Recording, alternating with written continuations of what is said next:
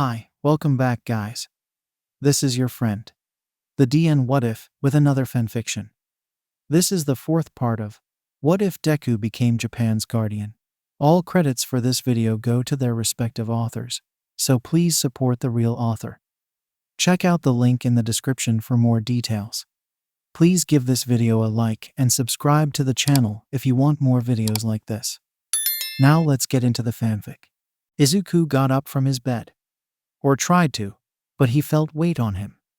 On both his sides. Strange. Eri wasn't that heavy. Oh. Izuku looked down to see Eri hugging his left side and Kota in the right. It was a cute scene actually, but how did they end up in his bed? Probably had a nightmare and came to him so he doesn't mind. Izuku sighed as he looked at the clock. 9 p.m. so time to wake up. Izuku tried to move, but the kids hugged him tightly and groaned in protest. Izuku sighed fondly and decided to give few more minutes to sleep. He grabbed his phone and started looking through the news for anything useful or any incidents to deal with until he stumbled on something that bothered him. A gang called Bird known for working with chemical weapons. Bird, like the penguin. He'll have to investigate that later, but now he'll see if anything else caught his attention. It seems that some schools were caught practicing some forms of discrimination and were punished. Good. He didn't take down the MLA just for their ideals to stick around. Not on his watch, people. After that he searched a little to see an article about the 3 students of a Melissa befriended. Apparently the 3 caught a bunch of child traffickers and saved over 10 kids. Izuku smiled at that. God, he remembers the one time he caught a gang like that. It wasn't pretty. Neither how the kids were treated, nor what he did to the guys. To say the least, most of them will never walk again. Izuku scrolled down and found an interesting article. Someone roasted Endeavor for his humiliating defeat against Redistro and sang praise for All Might's victory. It was only 3 pages, but it gave Izuku a nice chuckle, so he put a like on it and even shared it with his friends. Izuku looked through the news to see an article wondering why Green Shadow wasn't seen around with Red Hood, but Dynamite instead. Izuku raised a brow at that. He knew they worked together that one time to defeat Nightfall, but were they doing that every night after? Well, he doesn't really mind. He looked at the comments, and they were all suspecting him to be working on something big or doing some underground investigation. Izuku moved slightly and looked through his texts. Bomb. Nerd you up? I'm calling you all fucking morning. Deku. Yeah, just Eri and Kota won't move. Alien Queen. Who's Kota? Deku. A kid I adopted yesterday. Rockstar. What the hell? Are you some child magnet? Deku. Maybe. I found him in an alleyway. His parents killed by the villain Muscular. He ran from his aunt when they were in the mall. I found him. Muscular showed up. I was in a bad mood and beat the shit out of him. Then the boy demanded to be adopted. I said yes. Crow. The kid demanded to be adopted, and you just said yes. Deku. Kinda. Riot in red. You beat a villain. Bomb. Not surprised. You tough bastard. Deku. Kinda. Machai. Yeah, I saw it myself. It was amazing. And terrifying. Vampire Queen. My bro rocks suckers. Alien Queen. So you have 2 kids now. Deku. Yes. Rockstar. Send a picture. Himiko burst into the room and takes his picture, then leaves. Vampire Queen posted a picture in the group chat. Alien Queen. Oh god, so cut these 2. Riot in red. Adorable and fluffy. With a loving manly dad. Bomb. He looks tough. If he wants boxing lessons, give a call. Sleepy. We're doomed. Crow. How do you attract kids though? Deku. No idea. Machai. The kid's curses like Bakugu and seems like a troublemaker. You gonna be fine? Deku. Yes, he's a good kid, just a bit edgy. Vampire Queen. He's a childish Katsuki. So big bro will be fine. Alien Queen. Well, I want to meet him. Deku. Maybe later. Bomb. Hey nerd, tell Shield to make me a new gauntlet. Mine broke some weird-looking lizard guy. Deku. Tell May she's closer to you. Bomb. Fair enough. Izuku turned off his phone and got up. The two kids protested, but woke non-theals. The two rubbed the sleep out of their eyes and Izuku smiled. Morning, you two. Time to get up. Izuku greeted. Good morning, Dad. The two kids said sleepily as they got up from the bed. The three went to the kitchen, and Eri tried to sit in Izuku's lap. But Kota tried to sit from the other side, and they looked at each other quizzically. I sit with Daddy, Eri said with a frown, and Kota raised a brow. But I want to sit with him too, Kota said with a scowl. No me. No me. Me. Me. Izuku picked them up and put them on chairs on his sides. Here, better? Izuku asked, and the kids pouted but didn't protest. Alfred came dragging a cart with dishes on it, and the three perked up at that. Good morning, you three. You slept longer than usual, Alfred said, and Izuku shrugged. Kota-kan and Eri-chan slept longer than usual, so I let them have their rest, Izuku explained, and the two blushed in embarrassment for not letting him get up. Of course, sir, Alfred said as he handed them their breakfast. Kota stared at the food in awe for a few seconds before he started to eat. I was surprised at how yummy it is at first too, Eri said happily, and Kota nodded. Damn, this food is great, Kota thought with glee. The two ate their food, while Izuku read the newspaper while sipping his coffee. Izuku chuckled to himself as he read, and the kids noticed his new dad's good mood, and so did Eri. What's funny, Dad? Kota asked, intrigued. Eri was as curious to what made him laugh. Nothing, it seems someone has trashed Endeavor's office again, Izuku said, amused. Did Himiko do that? No, she would have told me, Izuku thought to himself, while Kota chuckled. Never liked the guy. Usually I don't like the heroes in general, but the guy is special case, Kota said, drinking some milk. Oh, how so? Izuku asked, intrigued. Kota shrugged. He's a damn show-off who brags about his quirk and power. He's annoying, and God, his fake beard annoys me. I want to roast marshmallows on it, Kota said, and Izuku chuckled, patted the boy on the head. Maybe one day, Kota. Maybe one day, Izuku said, amused, and Eri pouted at him. Izuku noticed, and patted her head too, making her smile in triumph. So that's how kids compete for attention, Izuku thought with sweat drop. After they finished eating, Izuku stood up as Alfred came in with some books. Okay, guys. Alfred will be your preschool teacher, so study hard, okay? When you're done, you can go play, Izuku said, and the kids nodded in understanding. But Kota seemed unpleased about studying, but didn't protest. Izuku sighed as he sat in front of his computer with a mug of coffee. He was looking through some financial files of Melissa's company and watching the management of the projects financially. There was never any attempts to steal money, but better be safe than sorry, especially in a company that grew like theirs. In 2 years, Melissa and May made a crushing success and became very known inventors. So as big as their company is, he has to watch over it. Yes, he wasn't officially part of the company. He was only the founder, and no one in the company knows his name or what he looks like. Whenever Melissa makes him attend a meeting, he speaks through a tablet sound only, with his voice modified much to Melissa's chagrin. Izuku nodded to himself as he saw that there was nothing out of the ordinary with the Hatsum Shield Company, and went to other things. His projects with the Urarakas were going smoothly. All the new workers and the materials he provided, along with the couple's dedication, made the projects go faster than he thought, and will be finished by the next couple months at worst.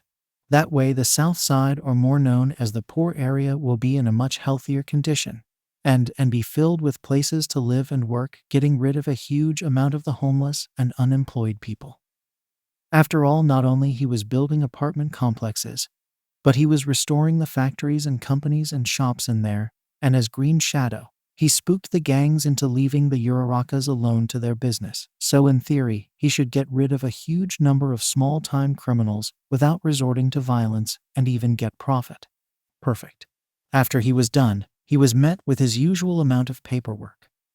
Multiple stacks of papers on his desk that made him want to bang his head on the table set the stacks on fire, and call it a day, but he couldn't.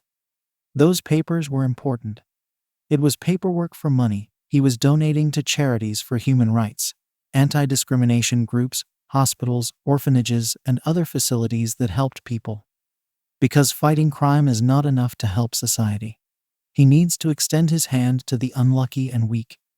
Help as much as he could, and be as generous as possible. After a couple hours of mind-numbing paperwork, he was done with work and done with coffee. God, he wanted to sleep. Dad. Daddy. Or maybe stay awake a bit longer. The two kids rushed to his side and started jumping up and down with big smiles on their faces. "We're done. Come play with us," Eri said, excited, and Kota nodded in agreement. Izuku glanced at Alfred, who brought him a tray with coffee and some pastries. God bless the old butler. Melissa was right, they needed him, and Izuku is not afraid of admitting that. Well, sir, they did finish their lessons for the day, and were eagerly waiting to be finished. They even worked extra hard to finish quickly, Alfred said as handed Izuku a cup of black coffee, and Izuku took it with no hesitation. Izuku sipped his coffee and looked at the eager kids before nodding to himself. Yet no problem in on sleepless night. One out of many, but whatever. Okay, let's go to the amusement park, but go tell your aunts first, Izuku said as he got up, and the kids bolted out of the study. Izuku shook his head fondly as he stood up and went to change into some outing clothes, because walking around in a shirt that says All Might and shorts isn't for the outside. Izuku looked in the mirror as he combed his hair. Unlike when it was big bush-like hair cut, this smaller cut like locks was easier to fix and brush. As he brushed his hair, he thought about the one-for-all candidate All Might had in mind. Mirio Tagata Hero Student's Lemillion. Quirk permeation that allows him to phase through things and make parts of his body intangible.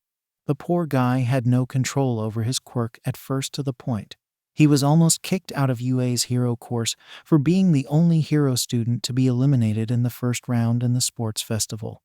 But now, after interning with Sit Night Eye, the blonde boy could use his quirk to deadly effect, and Izuku was very impressed with the guy.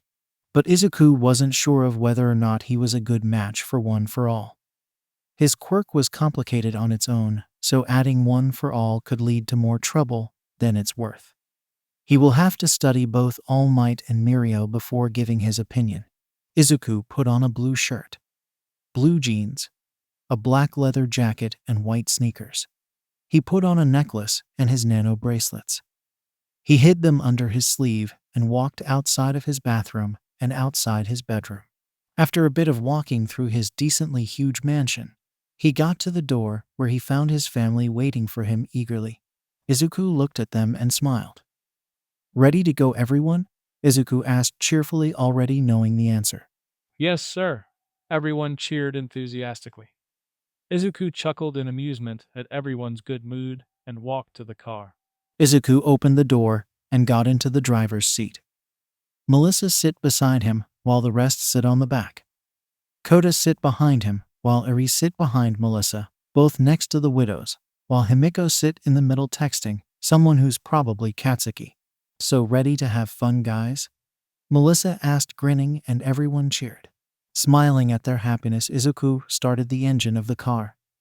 It made a roaring sound before they took off into the amusement park. "So, Kota-kun, have you ever visited Mighty World?" Izuku asked casually while keeping his eyes on the road. Kota got a surprised look and shook his head. "No, I didn't. I went to amusement parks with my parents before, but that one is a bit too expensive," Kota said, and Himiko giggled.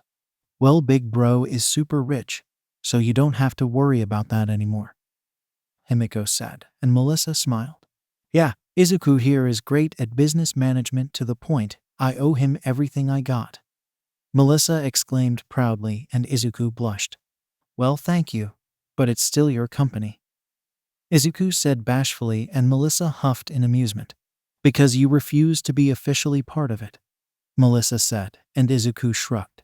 "I don't like the board members. Greedy bastards, so I won't deal with them," Izuku responded. "So what's your favorite song, Kota-kun?" Eri asked, and Kota raised a brow. It's called I Don't Have a Slow One, forgot the owner though. Kota admitted. Then let's listen to it, Melissa said cheerfully, as she used her phone to play the song with the car's sound system. Himiko, Melissa, and Kota started singing along with the artist, and Eri started following slowly. Izuku just listened while focusing on the road with a smile on his face. After a bit of singing, they started playing Truth or Dare.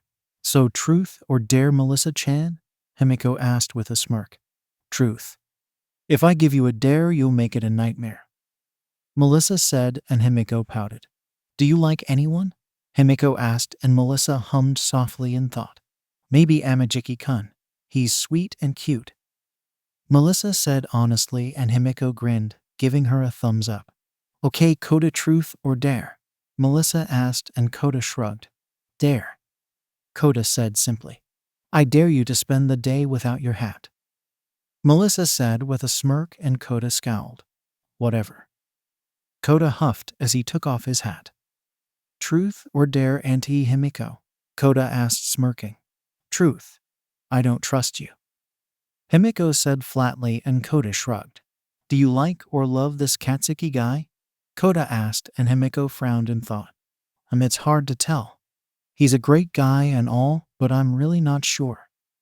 Himiko stayed silent for a few seconds before smiling. I think I love him, Himiko decided, and Melissa giggled. Make sure to tell him that, kitten. He'll be over the roof, Melissa said with a grin, and Himiko nodded. So big bro, Truth or Dare? Himiko asked with a grin. I'm busy driving, so not a dare. Truth is the only logical thing now, Izuku said bluntly. Do you like Ochako-chan romantically? Himiko asked, and Izuku shrugged. No idea. She's a nice girl, but I can't tell. But if it helps, I enjoyed dancing with her. A lot, to be honest, Izuku said honestly, and two blondes squealed. That's definitely a crush, the two girls said in excitement. Does that mean Ms. Ochako will be my mommy? Eri asked innocently. The reactions were different. Kota looked at her surprised, not considering the possibility. The two blondes giggled, and Izuku chopped on his spit. Yes, Eri-chan, if your daddy marries her, then she will be your mommy, Melissa said kindly, but she was giving Izuku a shit-eating grin. Himiko was not far behind, smirking at him like a deviant. Kota, bless his heart, decided to save his new dad from the bullshit teasing he's about to endure by speaking. Dad, you have to ask Eri-chan, Kota pointed out, and Izuku did so quickly. Truth or Dare, Eri-chan? Izuku asked quickly. Truth, Eri said happily, while munching on a candy apple. Who do you like the most? Izuku asked, smiling, and Eri took a cute thinking pose. God damn. Overhaul. She looked so adorable. I like Daddy the most. Then my aunties. Then Ms. Ochako and Uncle Kaken. Then my grandmother and the Bakugas, Eri said, beaming, and the two blonde girls cooed at her. Izuku felt pride being her favorite. It meant that he was doing well as her father.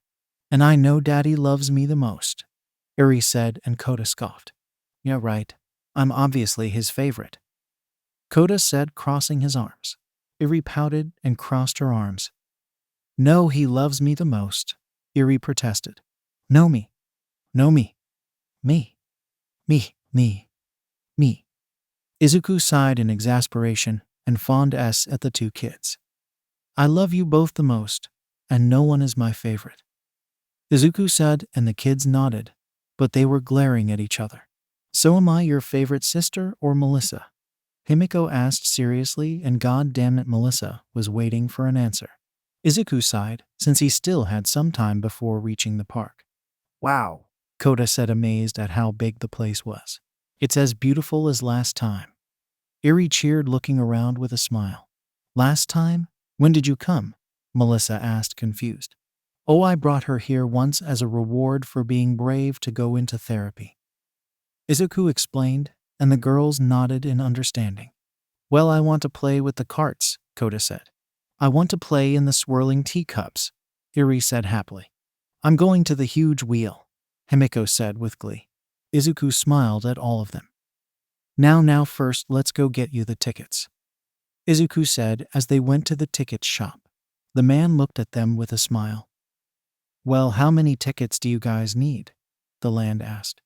"5," Izuku answered, and the man nodded. They split off to play, and Izuku stalked with Yuri, while Melissa took Kota, who pouted. After that, things went quite well for the family, and Izuku got to see them being happy. Life was great. The Iceberg Lounge was as it was normally, loud and filled with people dancing and drinking the night away. But up at the top of the location, a meeting was being held. "Is everyone here?" asked a short, overweight man. This man was known as the Penguin. "Yes, sir," said the Penguin's men, all holding bags of cash. "God. Because I need the money to deal with this damn green shadow, who was the bane of my operations." The Penguin growled hatefully. "He also took down the MLA and Yakuza and many other criminal groups. I lost tons of money because of him." The short man roared. "And if the money is full, then I'll stick to my part of the plan," said a calm, dark voice through a screen in the wall that said sound only. "Ah yes, Sir Bowjaman. You always deliver. But this is Green Shadow we're talking about. Are you sure whatever you plotted will work with the guy?" the Penguin asked, worried. "After all, I don't need him to come after me," the Penguin said with a shiver. "Fear not Oswald Cobblepot. He won't survive. I will make sure of that." All for One said through the screen, and the Penguin nodded. "Then I'll send the money to the drop point. 20 million yens like we agreed. You'll get a huge bonus if this goes well, sir," the Penguin said, and All for One cackled. Good. Now excuse me, but I have to prepare for Green Shadow's surprise," All for One said as the connection was cut off. The Penguin grinned. "Soon you'll be gone, Green Shadow," the Penguin said with glee.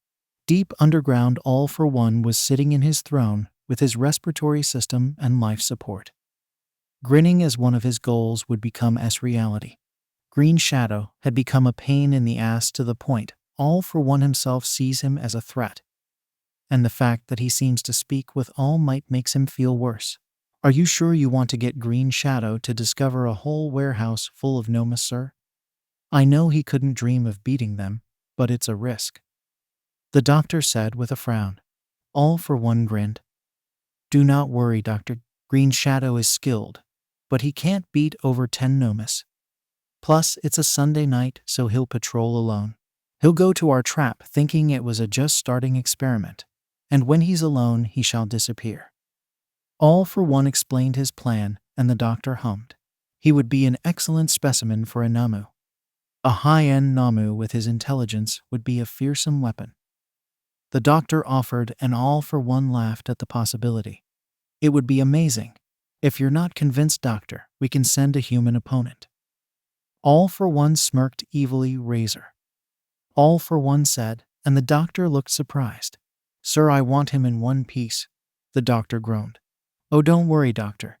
He'll be on standby," All for One assured, but his smirk never wavered.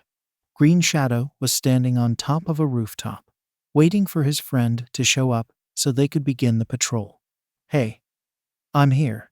What did I miss?" Dynamite asked as he used his explosions to propel himself into the roof. Green Shadow smiled. "Nothing, old friend. Shall we begin?" Green Shadow asked, and Dynamite grinned savagely. "Finally, we did it. The great hero duo is created. Let's show the world that we're the best Shadow," Dynamite declared as he punched his palm, creating a small explosion.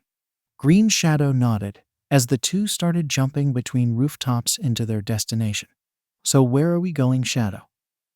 Dynamite asked as the two were running across the rooftops. "I pinpointed a weapons deal. We're going there to track down the Penguin. Then hopefully tonight we'll take down the biggest arms dealer in Musatafu," Green Shadow explained, and Dynamite grinned. "Then let's go, Shadow," Dynamite declared as started using his explosions to propel himself in the air, going faster between rooftops. "Hurry, or I'll leave you in my dust," Dynamite declared, and Green Shadow smirked under his mask. Green Shadow grappled to a building then. As he got to a ledge, He used his jet boots to propel himself in the air, then grappled to another building, then repeated the process, and Dynamite used his explosions to keep up shooting himself like a rocket. It soon turned into a competition to see who will get there first. "So how's the kids, dude?" Dynamite asked through his earpiece as the two were jumping between buildings quickly and Dynamite's explosions covered their conversation. "Fine. I took them to the amusement park and they were happy," Green Shadow said. "You ready for the entrance exam? It's in less than a month." Green Shadow asked and Dynamite scoffed. "Yeah, sure. It shouldn't be that hard," Dynamite said confidently. "Yeah, good luck in the exam," Green Shadow said with a shrug. Yeah, I make my own luck, friend," Dynamite said, and Green Shadow nodded. After a few more minutes, the two reached the warehouse inn, but it was dark and empty. Green Shadow frowned as he used his detective vision. But something was jamming his signal. "Nothing. Something is wrong, Dynamite. I say we retreat," Green Shadow said, and Dynamite scoffed. "No way in hell. Are you fucking shitting me? Let's just barge in and get what we need." Dynamite snapped and Green Shadow shook his head. "It's a trap, Dynamite. But you're right. We need to use this chance. So we won't barge in. We'll use stealth," Green Shadow said, and Dynamite nodded. "Yeah, it's fucking showtime," Dynamite declared as the two went into the mansion. The two entered through the roof and got in just to have a look of sheer horror and disgust. It wasn't a deal. This was a factory filled with Nomus. Non-complete anyways. Green Shadow went to one of the glass chambers that contained one of the Nomus. "What the fucking hell is this?" Dynamite asked in disbelief. The sight making his skin to crawl, and he'll see those things for months in his sleep. "What are these?" Dynamite shouted. "Nomus, from what I see. These ones aren't alive. It's dead tissue sewed together and given multiple quirks, so it's all for one," Green Shadow said, and Dynamite grunted. "Call the fucking cops and let's—" Dynamite was cut off as one of the Nomus broke from his chamber and rushed Green Shadow. Green Shadow's eyes widened as he used his jet boots to propel himself into a wall, then shoot back into the thing like a bullet, kicking it in the face. "It's a trap! Dynamite, we have to leave," Green Shadow shouted. But the doors were locked and the windows were forted with steel. "Fuck! It's a trap," Dynamite shouted as he used a compressed explosion to one of the creature's heads, and the Namu fell down. Dynamite grinned, but his grin turned into a gape of disbelief as the thing regenerated its head. "Fuck! They fucking regenerate," Dynamite yelled as he used his explosions to propel himself away from a Namu with white skin with 6 arms that had chains and maces attached to it. Green Shadow wasn't doing any better. His gadgets were useless against the damn things, and if they regenerate, then his arm would only slow him and hinder his mobility. "Activate detective mode," Green Shadow yelled as he dropped multiple smoke pellets on the ground, engulfing the warehouse in a dense smoke screen. Green Shadow grabbed a blade from his belt and stabbed a Namu in the brain. The creature screeched in agony, but Green Shadow dug deeper until the thing fell to the ground motionless.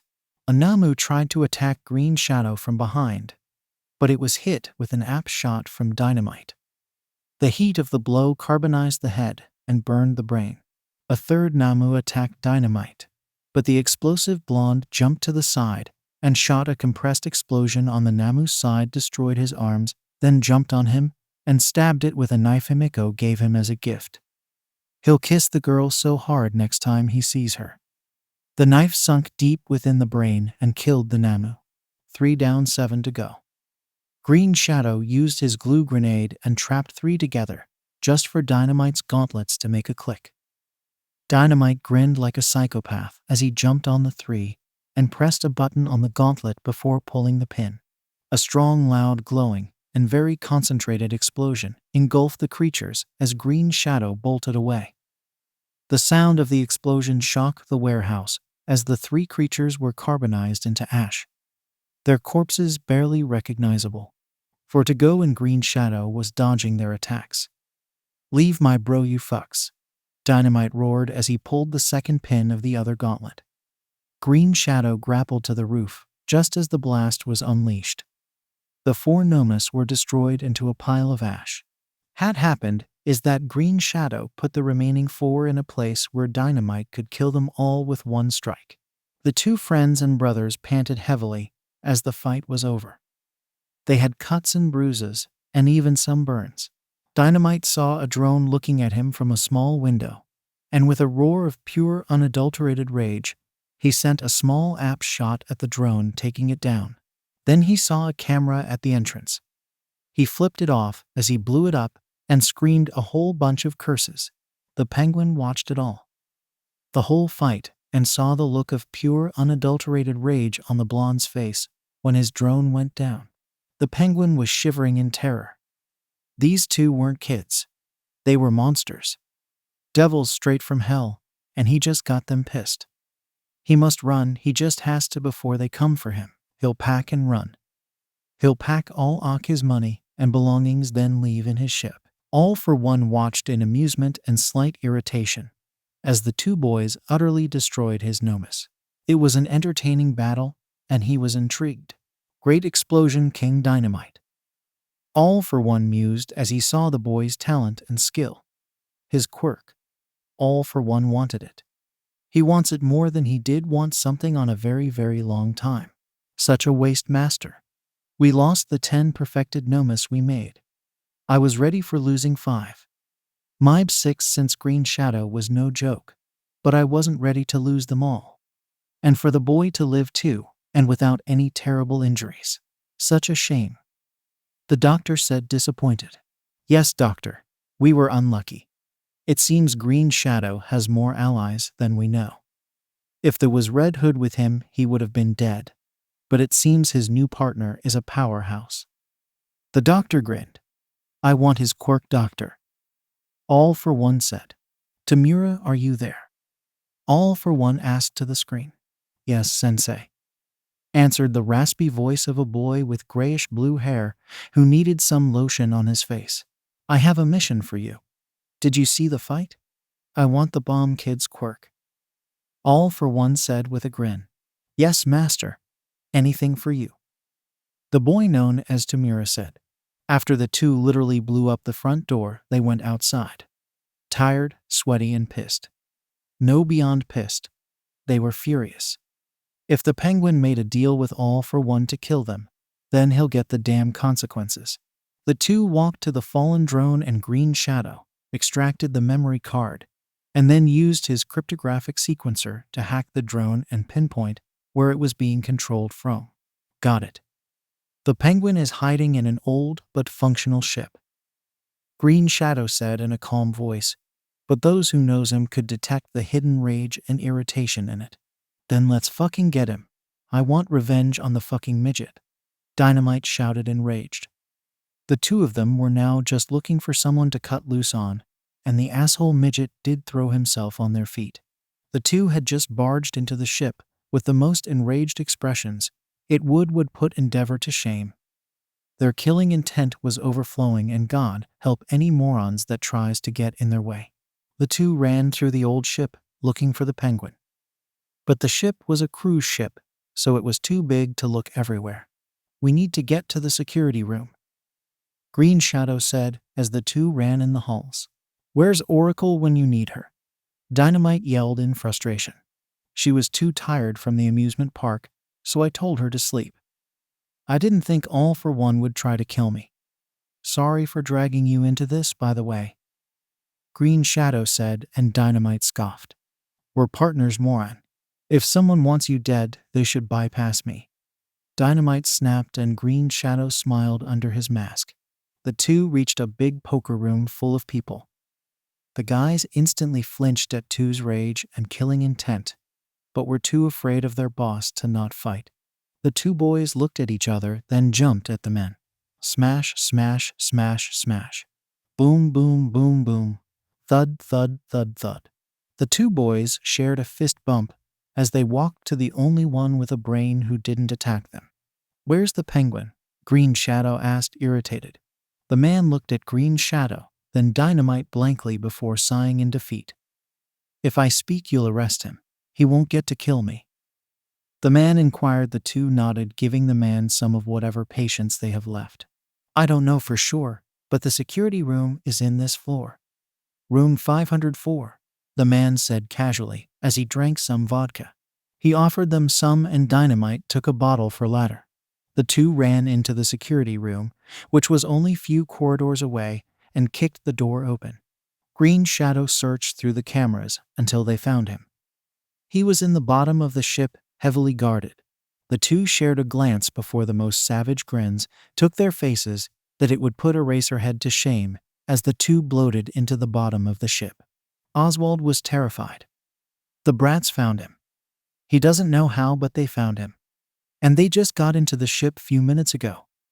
The damn duo will be here soon, if they were even at half strength. Smash, smash, smash, smash, smash. Boom, boom, boom, boom, boom. Crash, crash, crash, crash, crash. Screams of pain could be heard through the computer of one of the Penguin's men who was watching the cameras. Sir, they cleared the top floor. They're coming here. They got up security room, and they know our place. One of his men said, and Oswald paled. No, no, no, this can't happen. He wanted them destroyed, not the other way around. All for one failed him. Smash, smash, smash, smash, smash. Boom, boom, boom, boom, boom. Crash, crash, crash, crash, crash. Sir, they cleared the fourth floor. The man said in panic and absolute fear. Oswald started to shiver. They cleared the damn floor in 3 minutes. What are these monsters? Maybe he can get out of this. Maybe he can bribe them. Yes, he'll offer them anything. Smash, smash, smash, smash, smash. Bam, boom, boom, boom, boom. Crash, crash, crash, crash, crash. Kaboom. The third floor is destroyed, sir. Our men got on their nerves, and it did not fend well. The man said, and Oswald gulped. Yes, negotiation is for the best. He looked around to see his tough-looking bodyguards trembling, and fuck, he didn't blame them. By now, Thry beat 10 monsters and over 50 men. Smash, smash, slash, smash, smash. Boom, boom, boom, boom, boom. Crash, crash, crash, crash, crash. Kaboom. Sir, the HR man said, terrified. The bomb boy blew a hole in the ground. They're in this floor.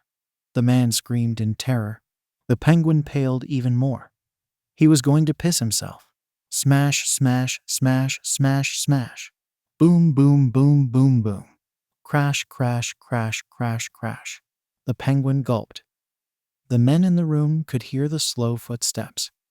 It was slow and casual.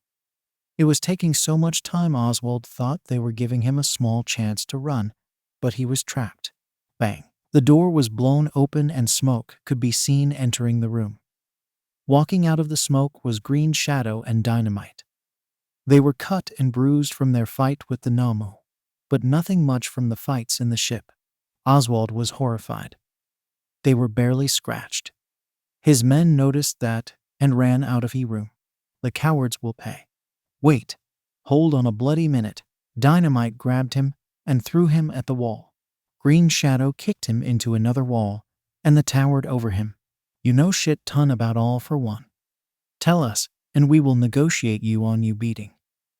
Green Shadow said, cracking his knuckles. Look in my computer. The Penguin said, and Dynamite picked him up with an evil smirk. Good. Shadow, get the info. I'll leave you some. Dynamite barked and Green Shadow nodded as he walked off. Oswald paled as Dynamite cocked his arm back. Sweet dreams, you fuck, Dynamite shouted as he gave Midget the worst beating of all time. Fuck, Katsuki yelled as Himiko was treating his injuries in her room. Poor Katsu. I'm happy you're fine, Himiko said with a frown. Yet it takes more than a rich midget and mindless beasts to beat me. Katsuki scoffed and Himiko sighed. Good to know. It would be horrible to have the guy I love die like that, Himiko said, and Katsuki stiffened. What did you say? Katsuki said, and Himiko hugged him. I love you, you arrogant dirty-mouthed Pomeranian, Himiko said as she kissed him. Yeah, these Nomus killed him, and he was in heaven. But you know what? Works for him, Izuku sighed as he laid in bed. He'll have to tell All Might tomorrow, but tonight he'll sleep since he was dead tired. But too tired for some reason. He coughed into his fist and saw some blood. Well, shit. His appointment with the doctor was close, so he shouldn't worry. Green Shadow was standing on top of a warehouse waiting for deal to happen.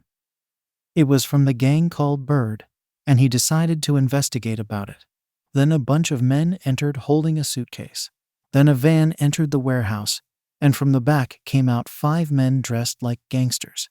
"Guys, come here," said the leader of the guys with the suitcase, and the gangsters followed. "So what do you want tonight?" the man asked. "Wait, I already know." The leader snapped his fingers. The man holding the suitcase did as ordered and opened the suitcase, revealing what seemed like a laser rifle from old shows. "So that's the disruptor?" the gang leader asked.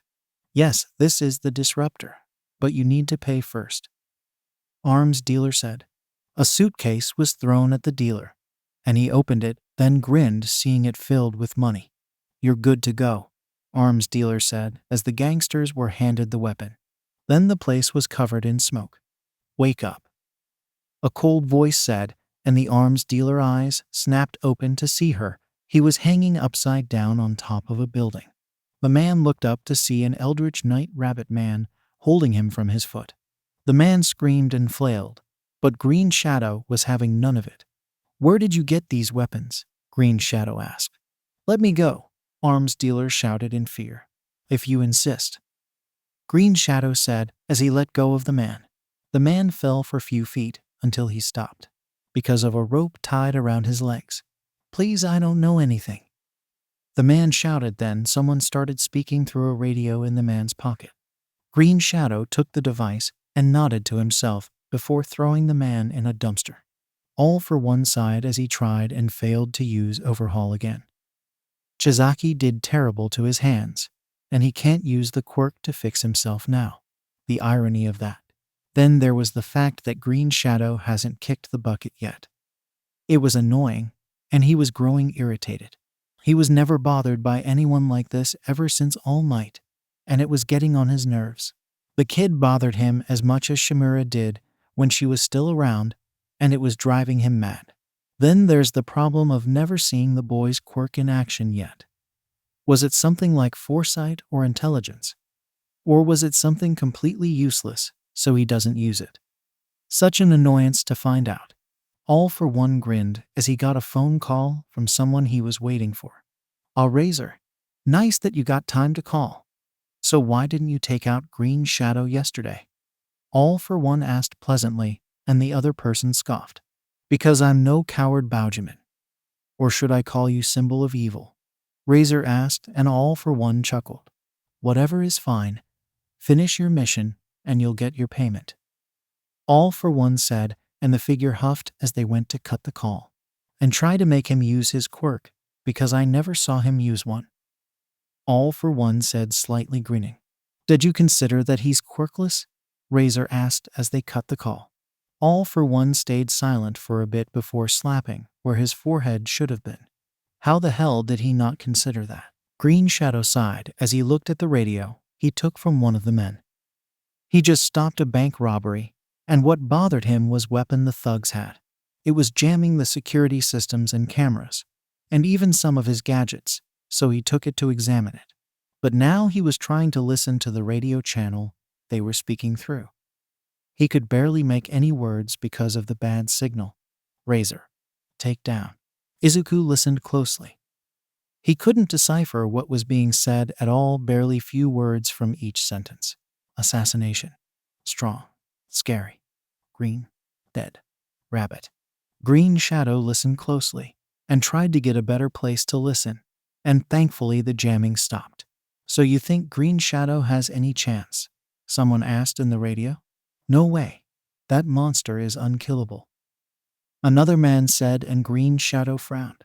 "Yet Razer is the most terrifying around. Even the Baujamin doesn't like to mess with them," a third person said, and Green Shadow's eyes widened. "This person will lead him to All for One. He'll make whoever this Razer is talk." A bullet sailed through the air and ripped the radio out of Green Shadow's hand and pinned it to a wall next to him. The bullet was still visible. Green Shadow narrowed his eyes as he looked at the bullet. A sniper. Somewhere behind, and considering the sound of the shot, probably few buildings away. He was trapped. All for One grinned as he was sitting in front of his computer, watching the footage of Dynamite using explosions to fight the Nomus with Green Shadow. He was annoyed by the boy's style that resembled Gran Torino. But the other boy piqued his interest, or more specifically his quirk. He'll get it no matter what. And he'll use it to kill the blonde oaf once and for all. Sir, do you think Green Shadow has a chance against Razer? Doctor asked, and All for One laughed. Possible, but you know Razer never filled a job. The boy will need a miracle. All for One said amused, and Doctor sighed. I hope Razer brigs the boy's body intact. He'll make an amazing Namu. Doctor lamented, and All for One found himself agreeing. Green Shadow narrowed his eyes. He was trapped, and the sniper is obviously skilled. This was a warning shot. Green Shadow used his boots to instantly shoot himself through the ledge and into the streets to cover himself, and heard another gunshot. He twisted his body and luckily dodged a bullet that almost rendered him dead. As he descended into the ground, he threw a smoke pellet and hid in the smoke screen just to hear another gunshot. And he moved to the side to dodge a bullet that almost hit his knee. Damn, the person is changing their spot accordingly. He'll have to find them, but how? Green Shadow activated detective vision and scanned the bullet to find the trajectory. Then they used his grappling gun to hook into a rooftop after entering an alleyway. Green Shadow got into the rooftop and threw another smoke pellet to cover himself, then jumped to the far left and avoiding a bullet. Green Shadow scowled, but he had a plan. He grabbed 3 items he got from the trash he found in the garbage. An old bag, a toast machine, and an old pillow. He grabbed the items and threw them into the air, just for them to be shot down in almost the same time. But he didn't care because he got it now. The position of the sniper, and considering that he has less than 10 seconds before the smoke disappeared and left him vulnerable, he'll have to get there. Green Shadow grabbed his grappling gun and his spare gun and shot at both sides of the ledge, then crouched and forced the guns and the boots into overdrive.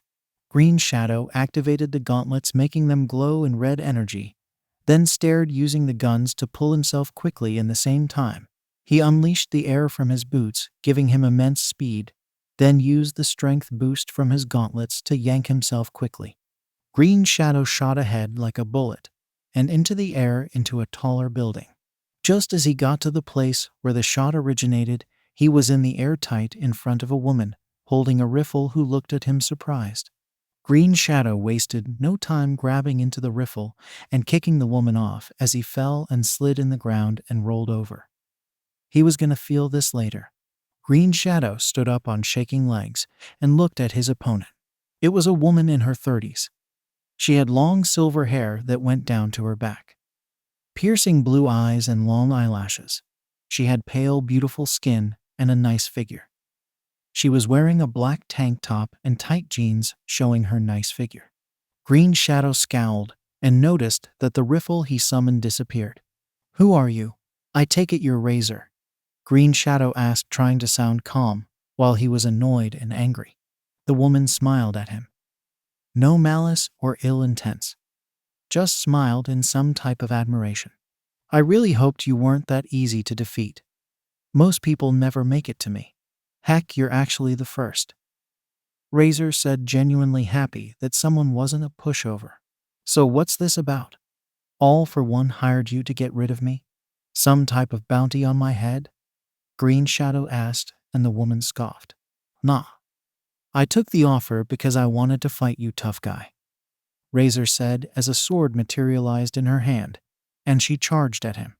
Green Shadow dodged her strike and blocked the second one with his arm.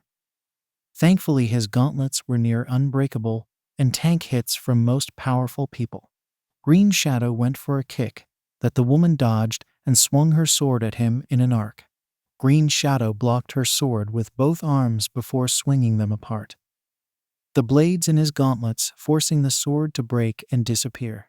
The woman jumped back and aimed a gun that appeared in her hand at him, and he aimed his grappling gun at her as he jumped to the left. Razer fired, but barely missed, and Green Shadow used the opportunity to grapple into her and launched himself with his jet boots and delivered a sharp kick to the side of her head. But she rolled on the floor and got back up quickly. Razer got a machine gun and Green Shadow threw a smoke pellet, covering the rooftop in smoke screen. Razer focused for a second, then slashed behind her with a knife which Green Shadow barely managed to dodge. "You're not bad, kid." Razer smirked as all her weapons disappeared before a bow staff appeared in her hand.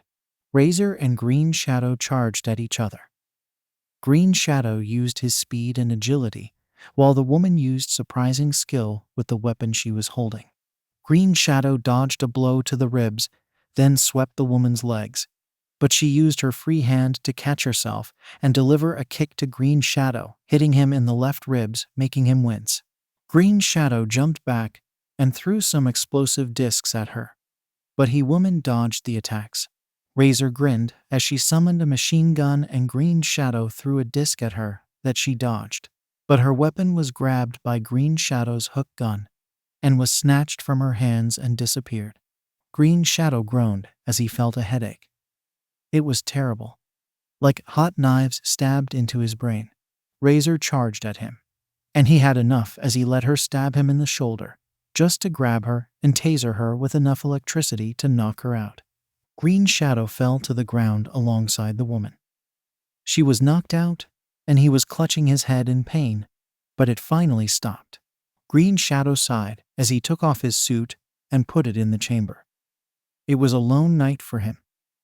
Melissa was in Tokyo for a meeting and Himiko went to Mina's house.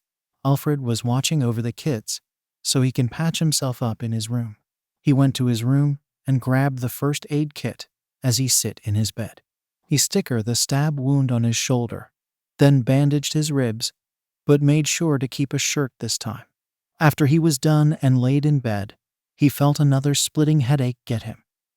God, what is it with him and headaches? He clutched his head and grunted, but thankfully it stopped after a few more seconds. Then the door was opened, and Eri came in looking at him hopefully. "Daddy, can I sleep with you?" Eri asked, and Izuku nodded with a smile. Eri hopped into his bed and hugged him tightly, and he hugged her back. Then he started to cough, hard and loud. Eri looked at her daddy in shock and worry as he coughed into his fist, but thankfully he stopped. "I'm fine, princess, just tired," Izuku said, but Eri was staring at his hand in silent horror. Izuku was confused as he looked at his fist and saw what scared her. His fist was covered in blood. "Shit. Fuck. It's a small injury, dear. Heroes get hurt, so no worries," Izuku said as he kindly hugged his daughter after whipping the blood from his hand. They slept together, but Izuku was feeling terrible all over. "He needs a doctor," Izuku groaned as he got up from his bed with Eri in his side. The father and daughter weren't pleased by the alarm clock going off, but got up anyway. "Good morning, princess," Izuku said to Eri cheerfully. Eri gave her daddy a worried look before nodding. "Good morning, daddy," Eri said quietly, and Izuku frowned. "You okay, dear? If you want to sleep more, it's fine," Izuku said gently, and Eri shook her head. "I want you to be fine, daddy. Your head hurt a lot, and you coughed too much," Eri said with a shaking voice and body, then her eyes started tearing up. "And you cough blood." The girl whimpered and Izuku's heart shattered to millions of pieces. "Eri-chan," Izuku began, but was cut off as Eri spoke again. "I know it's not the first time. Kota-kun saw you too. We're scared, daddy. We don't want you hurt." The little unicorn was openly crying now and Izuku hugged her tightly. He felt horrible. "Kota saw that too? How?" "He was careful. Even Melissa and Himiko never noticed." "I don't want you to leave me," Eri wailed in fear and sorrow. Sadness could be felt coming out of her. "You're everything to me, daddy. Please don't leave me." The girl was hugging him tightly. Eri sobbed in his chest as he hugged her tightly. "Yeah, don't leave us, Dad," Kota said with his own tears pouring out as he hugged Izuku, who looked at him surprised. Kota, when did you get here? Izuku asked, and Kota scowled while crying. When Eri started crying. God damn it, Dad. If you die, I swear to God and every demon in hell that I'll follow you. Kota said, and Izuku stiffened as he felt Eri nodding with Kota. He'll have to talk to Dr. Akane about their little declaration later. Suicidal thoughts aren't a joke. Izuku hugged both children and smiled. Sorry to worry you guys. Izuku apologized softly. I'll be fine from now on. You have my word. Izuku promised, and the two kids nodded, but were still crying. Good morning, guys, Himiko said cheerfully with a smile, but her smile faltered as she saw both kids having red eyes from crying. Is everything all right? Melissa asked, worried as she saw how the kids looked. They looked like they cried their eyes out or something. Yes, they're fine. They just had bad dreams, and I comforted them.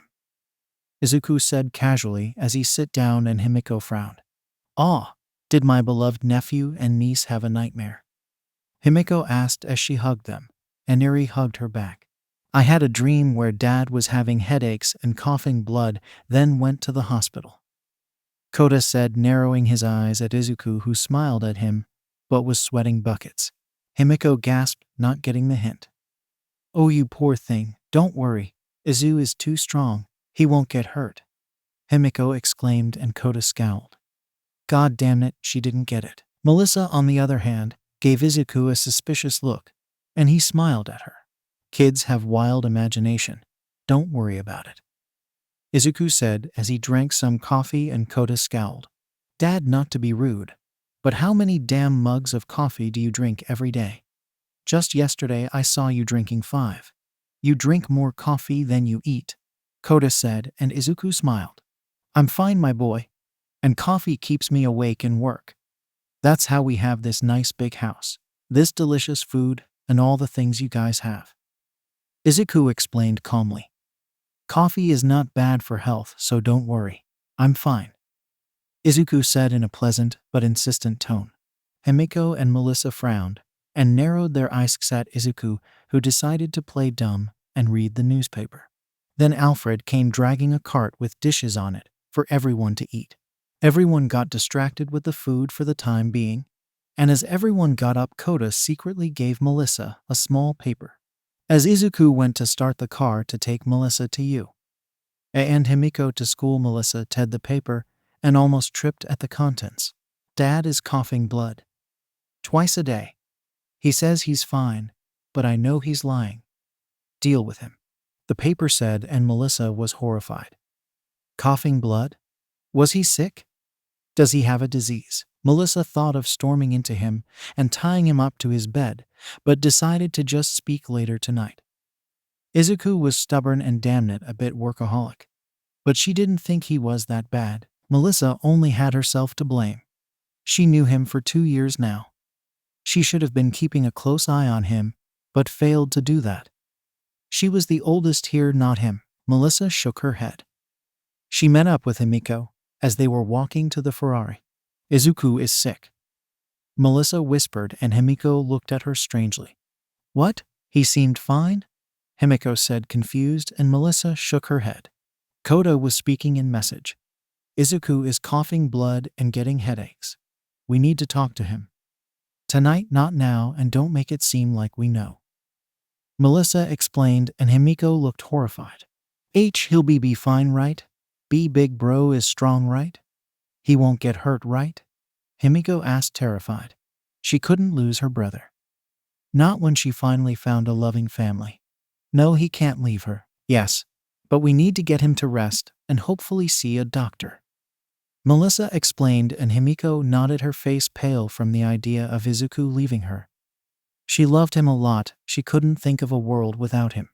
You two okay? You look kinda pale? Izuku asked, concerned, and the girls frowned. If he only worried about himself like that. Yes, but you look much paler. Want to see a doctor? Himiko asked jokingly, but she hoped he would. The car was driving and closing to Yua High. Nah, I'm fine. But thanks for worrying about me, Izuku said dismissively, and the two girls fought hard not to strangle him. Well, if you say so, Izu. Melissa said as they stopped in front of the school. Bye-bye, Izu, Melissa said, giving him a small hug before leaving the car, and Izuku smiled. After she left, Izuku started to cough again. Himiko watched in shock and horror as he coughed violently at his handkerchief, and as he quickly put it in his pocket, she saw a bit of blood in it. Her blood went cold at seeing it. For once in her life, she hated seeing blood. She wished he never bleeds. She wished he would be fine. He has to be fine. If he died, she would be alone again. You okay, Himiko? Izuku asked, and Himiko smiled. Yup, just a bit tired, Himiko replied, and Izuku frowned. Don't overwork yourself. Izuku scolded, and she wanted to strangle the hypocrite and drag him to a doctor. Then after a bit, they reached her school. As she got out of the car, she shot him one worried look before leaving the car for school. Her body felt numb, and her blood ran cold. She had a bad feeling. Very bad feeling. Izuku sighed as he got to the Uraraka's construction company. This morning the girls were being weird to him, like worried subtly. But why? Did Kota tell them? Possible it why worry? He got an appointment with the doctor 2 weeks from now. He'll be fine. Izuku stumbled and almost fell but caught himself. He felt weak for some reason. But he stood up again. No rest for the wicked, so he won't either. But he was getting more headaches, and he was getting more tired.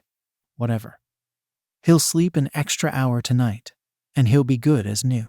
Izuku walked into the Uraraka's office and knocked on the door. Come in, Mr. Uraraka said, and Izuku smiled as he opened the door and entered the office. The couple saw him and smiled, but Izuku could see the sudden tension with them.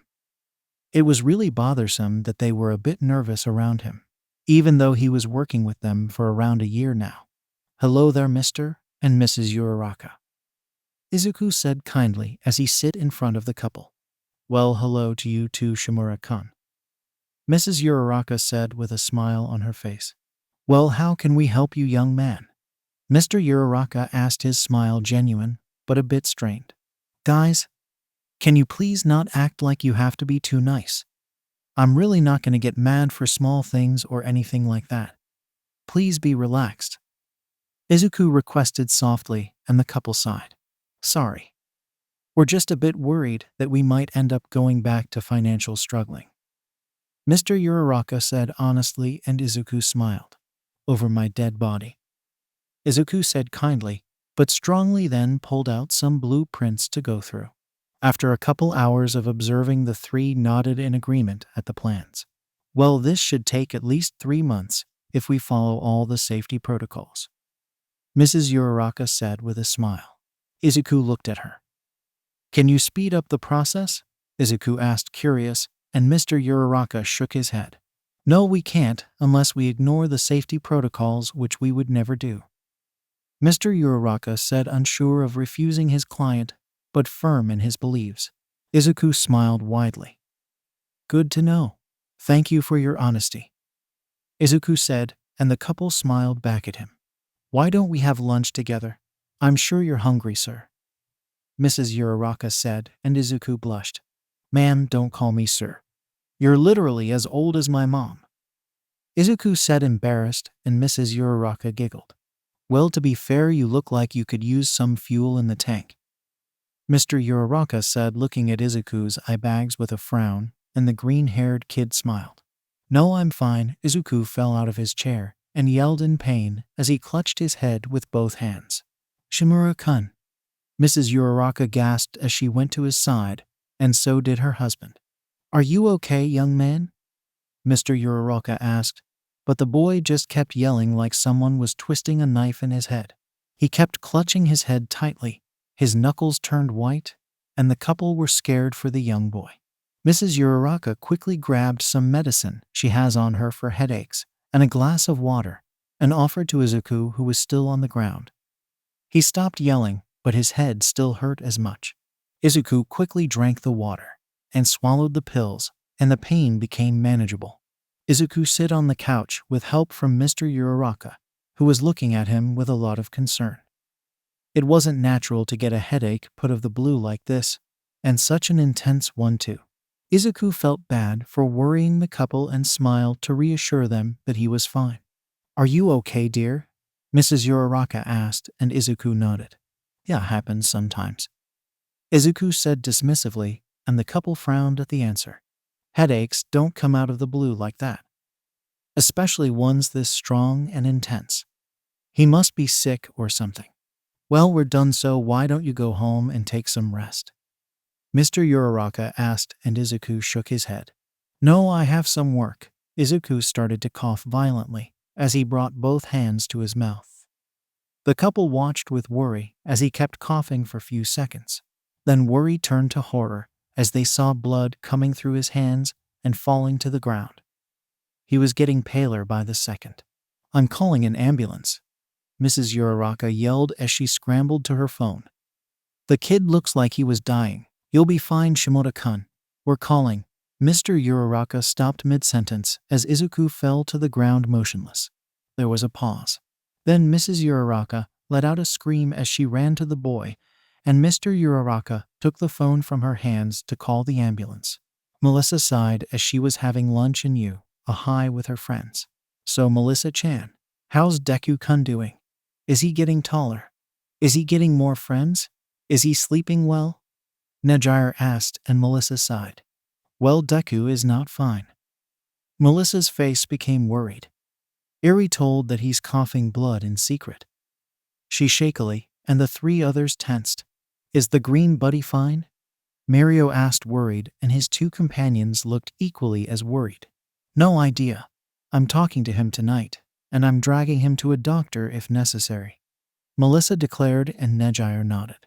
Yes, help your little brother, Melissa-chan. Nejire said. Then Melissa's phone started ringing. Melissa carelessly answered. Yeah, Melissa's here. Who is it? What? What? Melissa shouted in horror, and everyone heard her. Melissa, are you okay? Mirio asked, worried, but Melissa ignored him as she bolted to the teacher's table and looked at Power Loader. Sensei, brother collapsed. Hospital, let me go. Melissa begged, and Power Loader nodded at her with a smile. The blonde scientist bolted out of the cafeteria at speeds that would make All Might's jaw drop. Himiko was eating food with Katsuki, Ochako, and Hitoshi. The three were eating in the cafeteria and speaking about the upcoming entrance exam in less than a month until Himiko's phone started ringing. Himiko looked, and it was Melissa. Himiko's blood ran cold as she saw her sister calling. She never does. You gonna fucking answer? Katsuki asked, and Himiko hesitantly answered.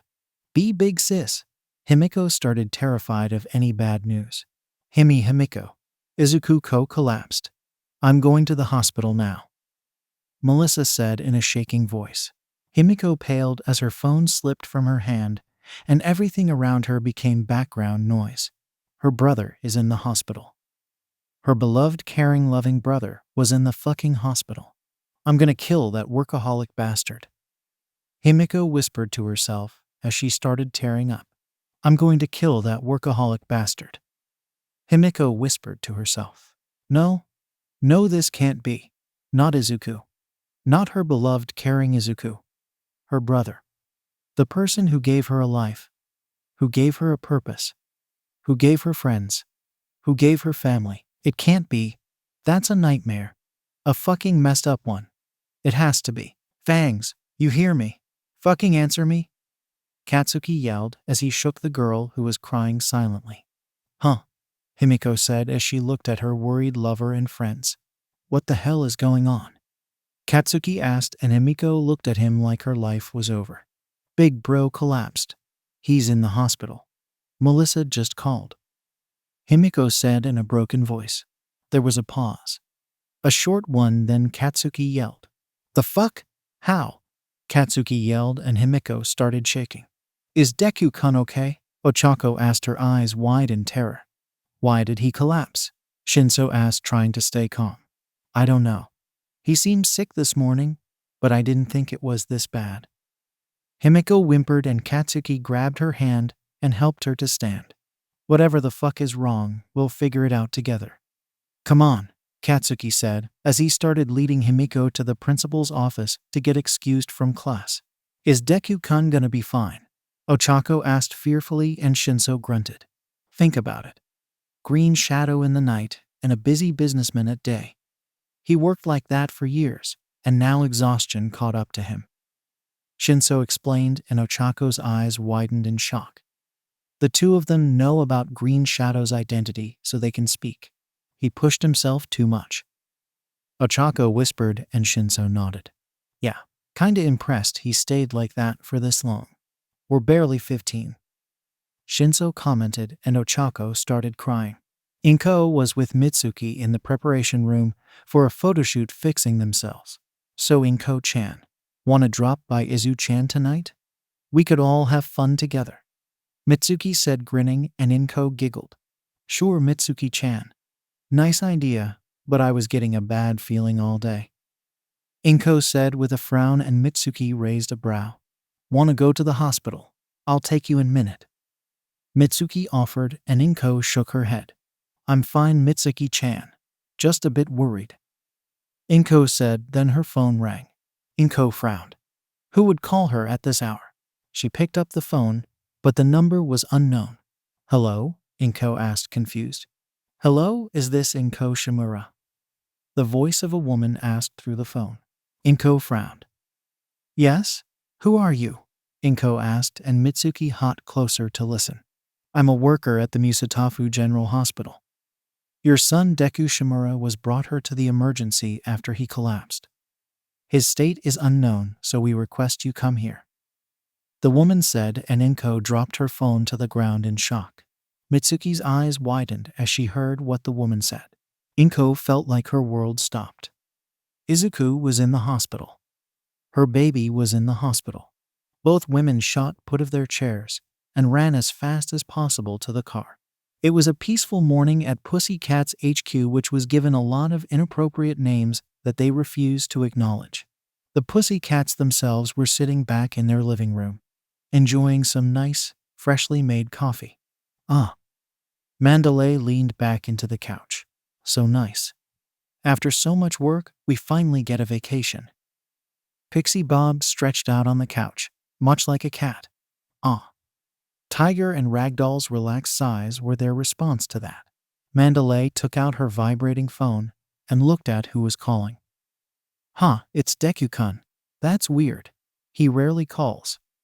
She pressed accept and then held up the phone to her ear. What? Mandalay suddenly shouted, startling everyone else in the room. Everyone looked at Mandalay and saw a fearful expression on her face. And immediately a concerned feeling filled the room. They watched as Mandalay listened intently for a while before saying, Right. We'll be there as soon as we can. Mandalay hung up and looked at everyone. Izuku collapsed and had to go to the hospital. Everyone's expressions shifted into concern. Kota will be downright terrified. Katsuki was scared. Yes, Jatsuki Bakugu was scared. Izuku collapsed. The damn nerd collapsed. His brother collapsed, and he was eating in the fucking cafeteria like a normal fucking day. He was sitting in the waiting room with Himiko by his side. He glanced at her and grimaced. She looked awful. Her hair was messed up because she grabbed in frustration earlier, and he had to stop from ripping it off. Her eyes were red from the tears that she was still pouring out, and she was sobbing. God, she looked. He doesn't know what to call it. She looked the opposite of her usual tough persona. She looked pathetic. Katsuki wrapped an arm around her as she cried into his shoulder. He'll be fine, right? Himiko asked, and Katsuki nodded. Trust me, he's fucking unkillable. Katsuki told her, and she nodded. Katsuki looked in front of him, where Melissa was walking in her circles and biting a piece of cloth to let her stress. She was doing circles like this for an hour now. Then two people entered. Katsuki looked and grimaced. His old hag and Aunt Inko. Katsuki-kun, how's my baby? Inko asked fearfully, and the boy grunted. No idea. We're still waiting for a response. Katsuki said, and Mitsuki scowled. What the actual fuck happened exactly? Mitsuki asked, and Melissa flinched. Kota told me this morning that he saw Izuku coughing blood this week multiple times. Melissa said, and the two women gasped. See, coughing blood? Why? Inkoe asked, petrified, and Melissa sighed. Overwork. The workaholic pushed himself until he collapsed. Melissa said, and the two women sat on the chairs to wait. Katsuki looked around him. The room was the definition of a funeral, full of negativity that it was disgusting. Toshinori Yagi was terrified. He never felt like this in a very long time. He was called by Miss Inko and informed that young Shimura, the grandchild of his master, the boy Toshinori swore to protect, collapsed after coughing a lot of blood. Toshinori was terrified more than the day he battled all for one. The boy must live. He must. Toshinori won't handle losing a boy he started to care deeply for. Lower the speed, Toshinori, Sorahiko said, and Toshinori did as told. We won't make it if you make a damn accident. The old hero snapped, and Toshinori sighed in frustration. Gran Torino, I'm scared. What if? Gran Torino cut him off. Yeah, me too, but the kid will be fine. If he's sick, then we do what we can. I called recovery girl when you were freaking out, and she's on her way. When I said Shimura, she bolted out of her office. Gran Torino said, and Toshinori nodded. Yes, thank you. I can't think of what remains of Nana perishing like this at such a young age. Toshinori sighed, and Gran Torino nodded solemnly. Toshinori entered the waiting room where everyone was and winced at the amount of negativity in the room. It was tense, you could cut it with a knife. Everyone noticed him, and Katsuki perked up. Hey sir, how's it going? Katsuki asked, trying to not sound tired. They were in this room for hours waiting for any good news. Or bad news. Or news at all. It was starting to get annoying. Toshinori dipped beside Inko, and she smiled at him. Not her usual so similar to Nana smile, but God, I'm hurting smile. It broke Toshinori's heart, and Sorahiko looked around at the misery with a scowl. This room was the definition of depression. So where's the children? Toshinori asked, and Melissa tensed. In the manor. We haven't told them, uncle. Melissa said sadly, and Toshinori nodded somberly. That's for the better. Toshinori agreed, then frowned. Now tell me what happened. Toshinori said, and Melissa stopped walking in circles. He was coughing blood from what the kids told me. Melissa said, and Toshinori tensed. When he said he wanted to be like you, I didn't think he would be coughing blood. Katsuki said dryly, making some people chuckle at the dark irony. Well, any news? Anything? Gran Torino asked, and everyone shrugged. Nope. Still waiting. Mitsuki said, drinking some coffee. Then a doctor came in, and everyone stood up with eager and slightly scared faces. The doctor looked at them, then sighed. After she smiled at them. The young man will be fine. He just needs rest. A lot of rest. The doctor said, then recovery girl came in. Yes, the boy had severe physical and mental exhaustion. He will sleep maybe for a day or two. After that, he'll need 3 weeks of rest before he can be fine, but he should take much better care of himself. Recovery girl explained, and everyone dropped in their chairs relieved. But he was really close to a bad one. He could have seriously hurt himself. The old woman said, and everyone tensed. Recovery girl nodded at Toshinori and Sorahiko before walking away. There was silence for some time, then Katsuki spoke up. I'm tying him up to his bed when he gets home. Katsuki said bluntly, and Himiko started to giggle. Darkly. That's gonna be a joke compared to me, honey. Himiko said with a dark look on her eyes. I almost got a heart attack, and I'll make sure to give my opinion later. Himiko growled, and everyone nodded. Then we all agree that young Shimura needs an intervention? Toshinori asked, and everyone nodded. Later, everyone left the hospital, except for Melissa, who insisted that she would call if he woke up. Toshinori was walking with Inko, who sighed in defeat. Her face was pale, and her eyes red from crying. I'm a bad parent. Inko said, and Toshinori stumbled in shock. What? How could you say that, Ms. Inko? Toshinori said, feeling offended that the woman looked down at herself. I let my 15-year-old son into the world. Barely checked on him. Let get into dangerous situations and never lectured him whenever he got hurt. Now he overworked himself and almost died. Inko said, and Toshinori shook his head. No, it's not your fault. Young Izuku has what people call a bleeding heart. He cares for people. A lot, but he also needs them to exist. He cares so much that he has no care for himself. Toshinori smiled at Inko. You're a good parent, and you raised a kind and strong young man. You just need to tell him how much he means to you, so he would take better care for himself. Toshinori said, and Inko hugged him. Thank you. And cut the MS, please. Inko said, still hugging him, and he blushed. Yes, ma'am. Toshinori said, stupefied. That day something bad happened to the Shimura family, but hopefully it would get them closer. Izuku groaned as he felt himself waking up. His everything hurt, and he wanted to go back to sleep. Then he remembered that this wasn't his bed. His eyes snapped open as he looked around frantically. Where the hell was he? A hospital? But how? What happened? Memories came back to him, and he felt bad. He must have given the Urarakas a horrible day by collapsing in the middle of their office. But how long was that? How long was he put out of commission? God, he wanted to get up. Then he started coughing again, and more blood came out of his mouth. Kota had a bad feeling. He just did. Dad never even forgot to put him in bed, and then he just left for a business trip. What did they think he was for to believe that shit? Dad never forgot to tell them anything, and he would never stay away from Eri. As much as he hated to admit it, she was the favorite one in the whole house. So yeah, he must have gotten hurt, because the defeated and tired face of Auntie Himiko, as she came back 2 days ago, was enough proof. His dad was sick. He needed help, and he was stuck doing some schoolwork and playing. It disgusts him that he was relaxing while his dad, his hero, was hurt. He researched about coughing blood, and God, every possibility scarred the shit out of him. Cancer, diseases, plague, yet each result almost gave him a heart attack.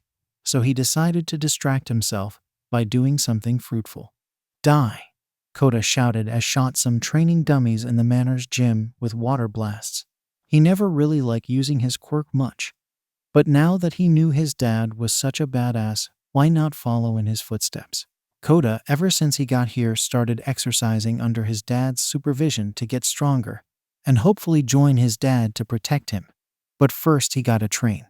And thankfully he can create and manipulate water, so the more water the better. And if there wasn't, he could secrete water himself. He will get stronger. He will become a person his dad would be proud of. Izuku couldn't wait to go home. When he had woken up in the hospital, he was in a panic. What had happened to him? What had happened to the kids? He had panicked so much that the doctors had to knock him out just to keep him from hurting himself further. Once he had calmed down and been given a little time to recover, he heard from the doctors what had happened to him. He had overworked himself, which caused a myriad of health problems, including extreme exhaustion. And what's worse is that the strain he put on his body had weakened his immune system, meaning he was quite sick. Which made sense because Izuku felt like crap. He could barely move. He felt like he was going to vomit at any moment. Pain would randomly course through his body from time to time. He was coughing a lot. Unfortunately, more blood came out, and he had nasty headaches. In other words, he had abused his body, and so now it was abusing him. But none of that mattered at the time, because none of the doctors could tell him what was happening with his family. After a bit of time, he got a visit from his mother, and it went as you would expect. A tearful hug from his mom as he rubbed her back and apologized to her. After her, he expected maybe Melissa or Himiko to visit, but that was about it. What he had not expected was for his mother, Melissa, Himiko, All Might in skinny form, Katsuki, his parents, and Mandalay to visit him all at once. Oh, he guys, Izuku coughed with some blood, his hoarse voice filled with shock at seeing all these people crowded around him. Izuku, this is an intervention, Masaru told him. Izuku frowned at that. An intervention? For what? He just worked a bit too hard. So what? You can't do this job on your own, sweetheart, Inko told him, looking so concerned and worried that it broke Izuku's heart to even look at her. Look at what you've done to yourself. Izuku, you can't do this again. Nerd, you fucking collapsed? This is no joke. So fucking tell us what happened. Katsuki snapped and Izuku sighed. Young Shimura, I understand that maybe I'm not the best person to be saying this, but it needs to be said. You can't do everything alone. Everyone needs a support system. All Might, for a reason Izuku couldn't comprehend, looked guilty. Like he was personally responsible for what happened to Izuku. And that made Izuku feel guilty in return. The kids were completely heartbroken when this happened. Mandalay looked so sad. And guilt stabbed into Izuku because he knew why. She was over there with the two kids, watching them in their depressed and heartbroken states. And they were all hurting because of him. Listen to Kid. Think about how badly it would affect the kids if you died. Mitsuki told him with a worried look and a deep scowl. I'm sorry. Izuku sighed. It was now that the weight of his failure was really pressing down on him. He'd hurt his family by not hiring help. He'd been hurting his family because they had to watch someone they cared for fall apart. I'm sorry, I failed. Young Shimura, it's not that you failed. You simply made a mistake. All Might told him gently. Which is fine. Everyone makes mistakes. What's important is that we learn from them, not wallow in them. Brat, it's not you. No one without some sort of infinite stamina quirk could do what you were trying to do, and not collapse. Mitsuki told him. Heck, I don't think anyone with a stamina quirk could do what you were doing for half as long.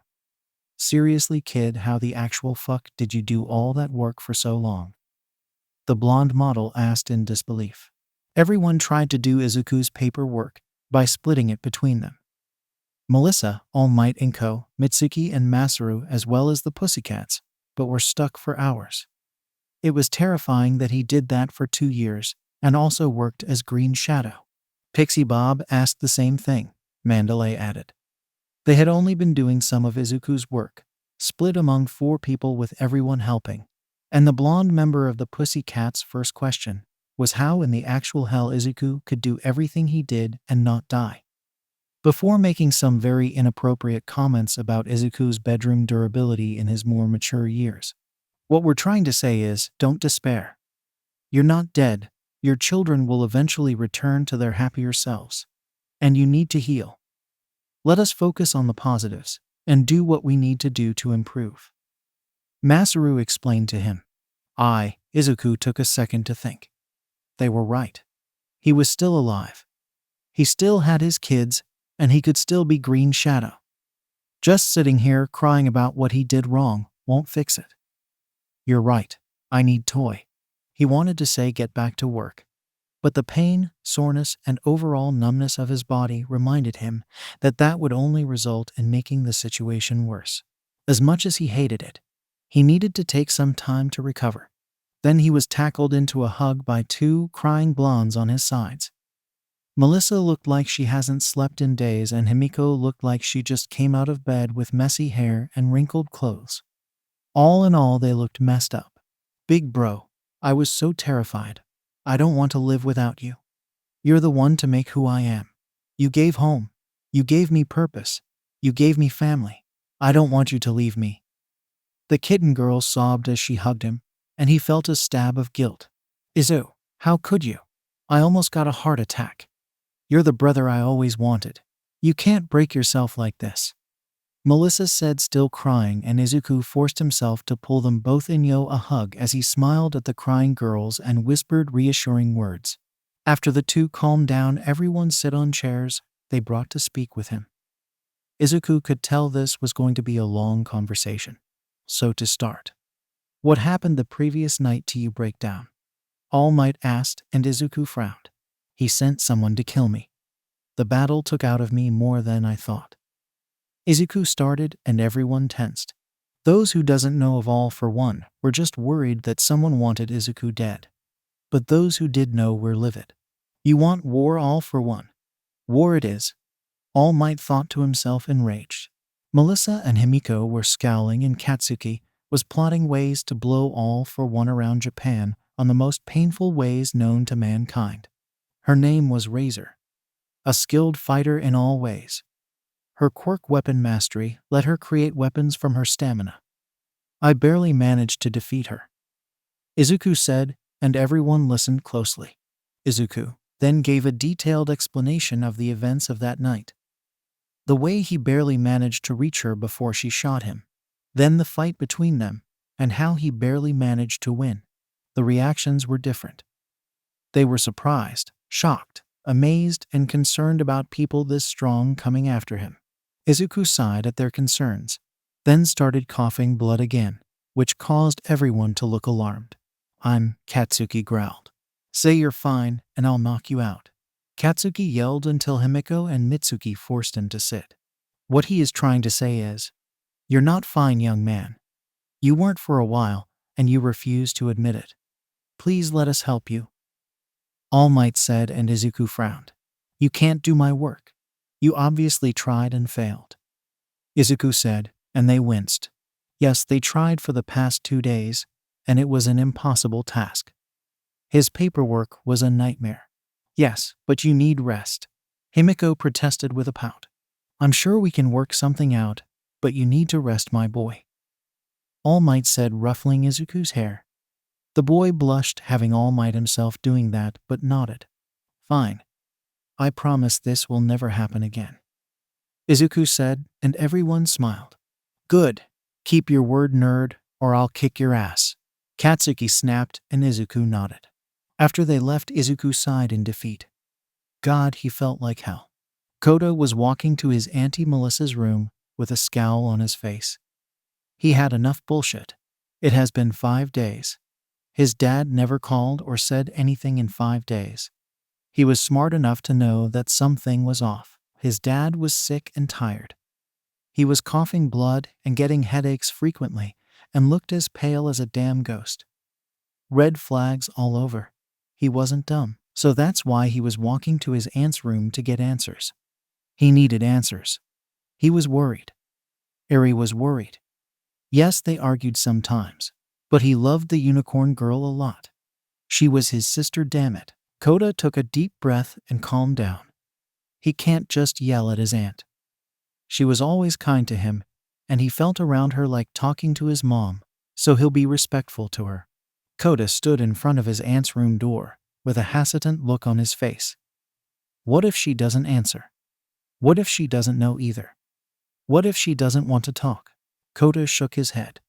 He needed to know. Eri needed to know. If his dad needed help, he'll do everything to help him. He was his kid after all. And nothing will stop him from helping his dad. With that thought in mind, Kota knocked on the door.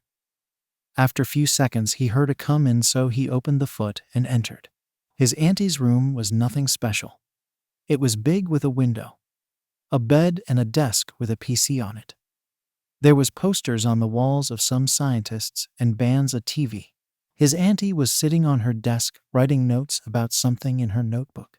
Kota snuck a peek and saw what seemed to be a button-like thing with notes all over it on the chest of a person. The drawing was impressive, actually. Melissa noticed Kota beside her looking at her notes and gave him her attention. Oh hey Kota-kun, what are you doing here, dear? Melissa asked with a smile. Kota looked at her for a second, then sighed. Let's cut to the chase. Where the hell is Dad? The boy asked flatly, and Melissa frowned. The blonde scientist smiled at the water-quirked boy. He is in an important meeting in the other side of the country. Melissa was cut off as Kota scowled. Don't give me that shit, Aunt Melissa. Dad would never leave Eri for 5 damn days. He never called. The boy shouted, startling Melissa. Kota started crying. Please tell me he's fine. The boy whimpered, and Melissa hugged him tightly. He will be fine, honey. Like you said, he is sick, so I forced him to go to a hospital. He is taking rest, and tomorrow he'll be back. But he'll be sick for a while. Melissa said, and Kota nodded, still hugging her. I don't want him to leave me. Kota said quietly, and Melissa sighed softly and smiled. He won't, dear. He won't. Melissa assured him as she rubbed his back kindly. He cried into her chest. After a bit of time, Kota pulled off of his aunt's chest with a blush. Sorry, Auntie, Kota said quietly, and Melissa giggled. No problem, dear. Calm down. Izuku is strong. He won't let something petty like illness put him down for long, Melissa said with confidence, and Kota nodded. This bullshit. Dad can fight criminals, beat villains to the dirt, fool the cops and pro-heroes and feared by the government, but he was put down by fucking illness. Kota grumbled, and Melissa sighed softly and patted his head. Nobody is invincible, dear. Remember that, Melissa said, and Kota nodded. Kota walked to Eri's room and knocked on the door. He must tell her the good news, or at least what he thinks is good news. His dad is going to be fine. He thinks it's good news. After a few seconds of knocking, he heard Eri letting him inside. The white-haired girl opened the door, and he could see that she was worried. God damn it, she looked a mess. He used his negativity to train and get better, but she wasn't like him. She spent the previous days crying in her room and worrying without anyone noticing because they were busy in their own misery. God damn it. His dad left everyone a mess. His aunties, Eri, and him too. Kota-kun, what do you need? Eri asked, confused. He never usually to come to her room unless he needed to play with her or study. What did he need? Dad will be back tomorrow. I thought you wanted to know, Kota said, and Eri froze. Daddy will be back? Eri asked hopefully, and Kota nodded. Yeah, aunties kinda dragged him to the hospital because he was sick. He slept and will be fine, but will be weak for some time, Kota explained, and Eri nodded. Thank you, Kota-kun, Eri cried out as she hugged him. Taken off guard, Kota had no idea what to do, but awkwardly hugged back as the girl cried in happiness. Izuku decided to keep his return to the house a surprise, if only because he knew that he would get swarmed when he got home, and he really couldn't handle that. The greenette was currently in a wheelchair, being pushed by his mother, at the gates of the house. We're here, Inko said into the gate's intercom, alerting the pussy cats to their presence. Understood. Welcome home, Izuku, Mandalay said, trying to sound as inviting as possible. The gates opened, and Inko wheeled her son through them. It was all going peacefully until they got to the front door and found Eri waiting for them. The little girl had heard the gates open and wondered who could be entering their home and why. When she saw her father on the other side of the door, her body moved before her. She could think. Daddy! Eri jumped at Izuku, landing on his lap and wrapping her arms around his waist. Off. Izuku felt the girl impact him and broke out into a coughing fit. It's nice to see you too, Eri. Ugh. But Daddy's still not feeling too well. Eri didn't seem to hear this and continued to hug him, sobbing heavily into his shirt, wetting it with her own tears, until a black tendril picked her up and pulled her off him. Izuku sighed as he wrapped his arms around her and started stroking her hair. There, Eri-chan. I'm back. I'm here. I will never leave you alone, Izuku cooed, and Eri nodded. Eri-chan, please go easier on Izuku. He's too sick for you to hug tightly, Inko said gently, and Eri nodded, loosening her grip on her daddy, who started coughing. He coughed blood into his handkerchief, then groaned. I always wanted to be like All Might, but not like this, Izuku said, and Inko shook her head. Then don't abuse your body. Toshi did that, and look where that got him, Inko said, and Izuku raised a brow. Toshi? Izuku repeated, and Inko blushed. My mother used to call him that, so he asked me to call him that, Inko said quickly, her blush deepening. Izuku decided to look into that later. He was too tired for this shit. After Izuku had gotten situated in his bed, the pussycats, as well as Inko, Melissa, and Himiko, Eri was still hugging his side tightly. Thank you all for the help. Melissa, Himiko, I'm so sorry. I promise I'll make it up to you girls, Izuku said to the pouting blondes who huffed. Izuku put on a smile before turning to the pussycats. And thank you all for coming here so quickly. I'm sorry if I disturbed your work. It's fine. We were actually on vacation anyway. Mandalay reassured him. Pixie Bob was about to say something, but Ragdoll quickly went over and covered her mouth. Yeah, it's really not a problem, Ragdoll said. Well, I was giving you some time with Kota, so you did benefit, Mandalay. Izuku said, still smiling. Mandalay giggled. I see. I guess that's one way to look at it. Well, I suppose we'll be on our way. Pussycats, out. And with that, the pussycats waved goodbye as they filed out of the room, closing the door behind them, leaving Izuku with his family. Where's Kota? Izuku asked, and Himiko frowned. Probably training on the gym. Ever since you collapsed, he started going there to let out his frustration. It's sad. Himiko admitted, and Izuku winced. This is his fault. All of it. If he had some workers to help him, none of this would have happened. Then Alfred came into the room, dragging a cart with food and medicine in it. Welcome home, Master Izuku. I am glad you're feeling better.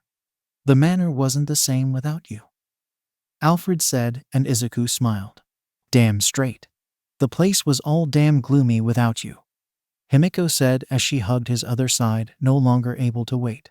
Izuku took the medicines and took them before he ate his food. The girls watched him eating like a trio of hawks until he finished his food. Then, after some protest, Melissa took Iri and Himiko away to let Izuku rest. After they left, there was a knock on the door. Izuku frowned. Who is it? Come in. Izuku said before he broke into a coughing fit with blood, and the door opened, revealing Kota frowning at seeing Izuku coughing. Kota stood by the door for a bit. Izuku didn't know what to say to start the conversation. You lied. Kota said flatly, and Izuku winced. You said you'll be fine. Well, I call bullshit on that. Kota said with a scowl, and Izuku sighed. I'm sorry, Kota-kun. Izuku said, and Kota scoffed. You should be. You scared the shit out of everyone. Kota snapped, then took a deep breath. I know you are tired, so let's talk about it later, okay? Kota asked, and Izuku smiled. Can I get a hug first? Izuku asked, and Kota thought about it for a bit before nodding and going to hug Izuku. After Kota left, Izuku was left to sleep, and to be fair, he was tired. God, he felt terrible. Quirks and food. The Shimura family were eating together in the big dining table and talking. Izuku was in his room, of course, resting. He wouldn't be moving around for at least a week, so he won't be eating with them for a while. So what food do you think All Might likes, Melissa? I mean, he has super strength. Himiko asked, eating some fish, and Melissa shrugged in response, not knowing the answer. Kota raised a brow in confusion. What does his food have to do with his quirk? Kota asked, confused, and Iri looked at him with a smile. Daddy says that quirks can influence your food taste. What's your favorite food, Kota-kun? Iri asked innocently, and Kota shrugged in response. Sushi? Kota answered, unsure, and Iri nodded vigorously with a beaming smile on her face, making her look adorable. Well, sushi is fish, and fish lives in the water. And you have a water quirk. Iri beamed, and Kota hummed in thought. It's just a coincidence. Kota said dismissively, and Iri pouted and crossed her arms. Auntie Himiko is like a cat, and she likes fish. Iri said, pointing to Himiko, who was eating a fish with some blood in it. The blonde girl gave a thumbs up while eating. Uncle Kakin has explosions which are hot, and he likes spicy food. Iri said, and Himiko nodded in confirmation. I look like a unicorn, so I like apples. Iri nodded with a confident smile, and Kota frowned. Unicorns aren't real. Kota said, crossing his arms, and Iri pouted again. And dragons aren't real, but a heroine can transform into one. And she likes sheeps, Iri said with a smile. Melissa decided to stop the amusing argument. Well, some people need special food for their quirks, like how Himiko needs to eat blood. Himiko gave a thumbs up while drinking a cup of blood. Or like some with an animal quirk needing to eat what the animal eats. Melissa said, and Kota frowned. So if someone looks like a frog, they eat flies? Kota asked, and Iri looked disgusted. Yup. Melissa said, casually ignoring the two kids looking at their food like they lost their appetite. If you say so. Kota said, waiting this discussion over with, then looked at Eri. How do you even know all this? Kota asked Eri, who beamed and pulled out a worn-out notebook. That's from Daddy. It has facts about lots of heroes. Eri said, and Kota sighed. Whatever. Quirks and food. Got it. Kota said, bored, then raised a brow. Is that why Dad likes coffee a lot? Kota wondered. Whatever everyone says, Kota knows that his dad has quirk. A stamina quirk, because he can see himself doing as much paper as an adult in hell. Hobbies 1. Izuku sighed as he looked at Kota in front of him. The boy was pouting and crossing his arms after Himiko dragged him out of the gym. So? You gonna tell me why Himiko had to drag you out of the Manners gym? Izuku asked Kota, who was pouting, and the boy huffed in annoyance. Because she acts like it's a big deal. I like to train. And sports are good. Kota protested, and Izuku smiled. Yes, but for a couple hours, not the whole day. Izuku said, and Kota rolled his eyes. I don't have anything better to do. What else should I do to kill the time? Kota asked, and Izuku shrugged. There's many things you can do. Playing video games. Watching TV. Reading. There's a lot of stuff. Izuku said, and Kota frowned. Yeah, I like games, but I wish there was more people to see me. Aunties are busy most of the time, and Eri don't like most violent games. Kota protested, and Izuku hummed. Then why don't you stream it on YouTube? Izuku asked, and Kota looked at him quizzically. Am I allowed? I don't even know how, Kota asked, and Izuku smiled. I'll tell Himiko to teach you, and I'll ask Melissa to get you the necessary tools. Izuku said, and Kota thought about it. Well, we have games that's rare or hard to get. We ever get games before they come to the cell? Pretty sure people would smash the views. Kota said, and Izuku smiled. Few days later. Die, Kota shouted. He was in his room in front of a screen, playing a war game and impressively killing everyone in his path. And considering the concerning amount of blood in the game, he looked fine. Grinning even. He was streaming the game online, and a small window on the lower side of the video showing him killing people and grinning while doing so. Alien Queen. Man, Kota is really good at this game. Machai. Should we be concerned about the blood not affecting him? Crow. He has a tough stomach. Even though I am feeling it's not healthy for a kid. Rockstar. I'm getting sick. Kota looked at the comments and scoffed. Auntie drinks blood. This stuff is fake, Kura said dismissively. Kid's really good. Man, I'm 20 and I suck. What's your secret? Teach us. Damn, you know how stab. Vampire Queen. I'm proud. Teen Dad.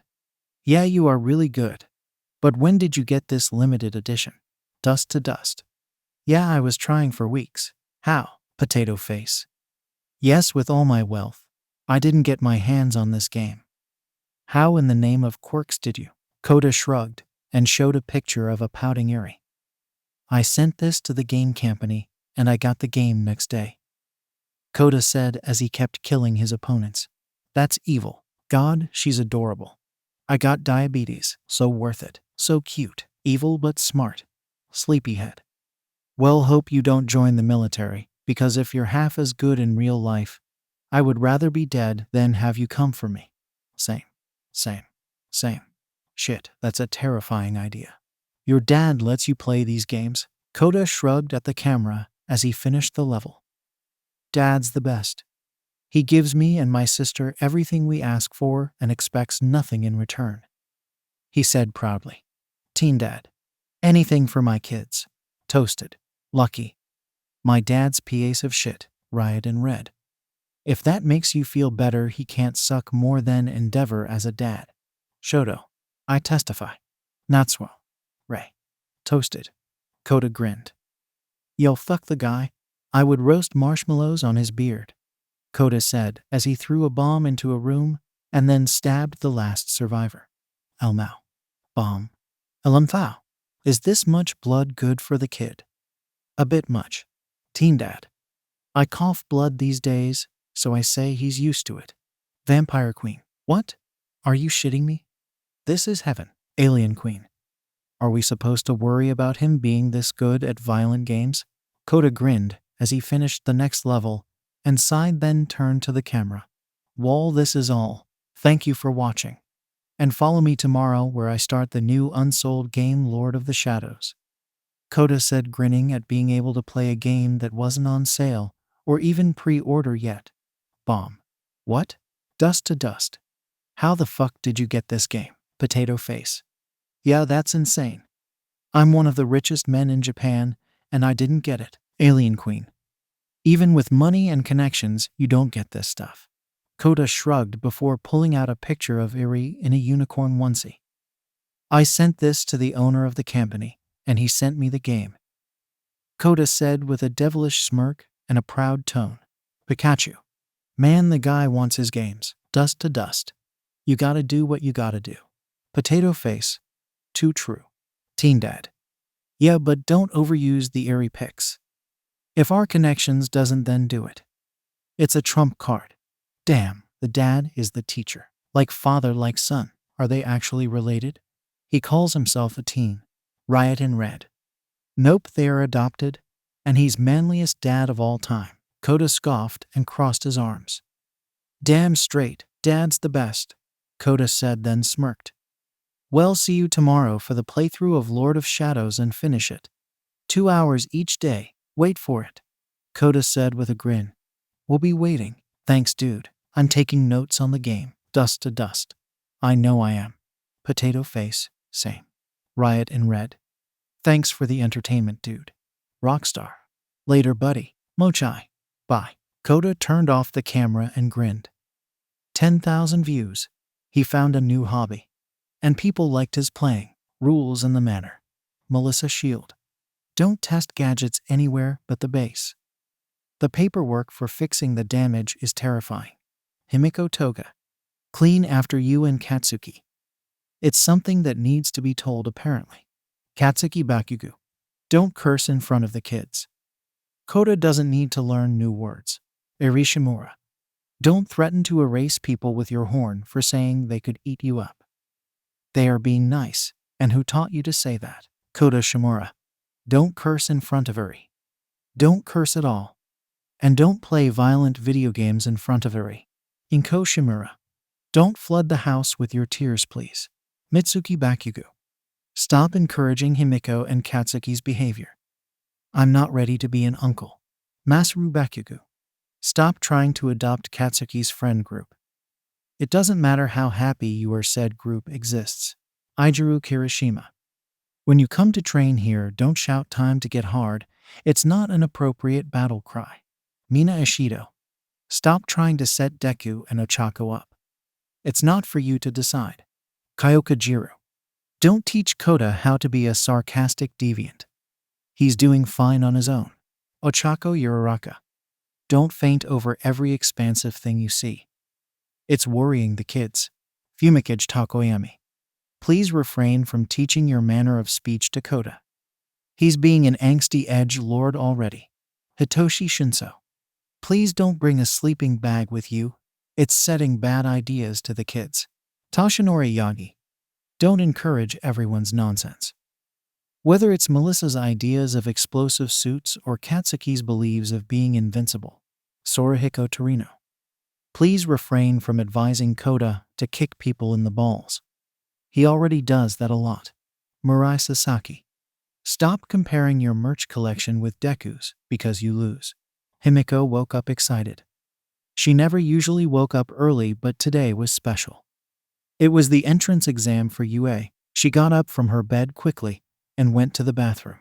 The kitten-like girl took a quick shower before drying herself and putting on some sports clothes. After she fixed herself, she went to have breakfast. As she walked into the dining room, she thought of what happened in the past couple weeks. Her brother was healing steadily and getting better, much to her relief. He no longer coughed blood, which was relieving. He looked way less pale than before DNDHR could stand back up again. He was getting back to his normal strength. Kota and Iri seemed to recover from having their dad look like death, which, to be fair, still scared the shit out of her. They were happier and even got you hobbies. Kota found passion in video games and making videos. Shit, it was barely few weeks, and he had thousands of subscriptions. Iri also got herself a hobby.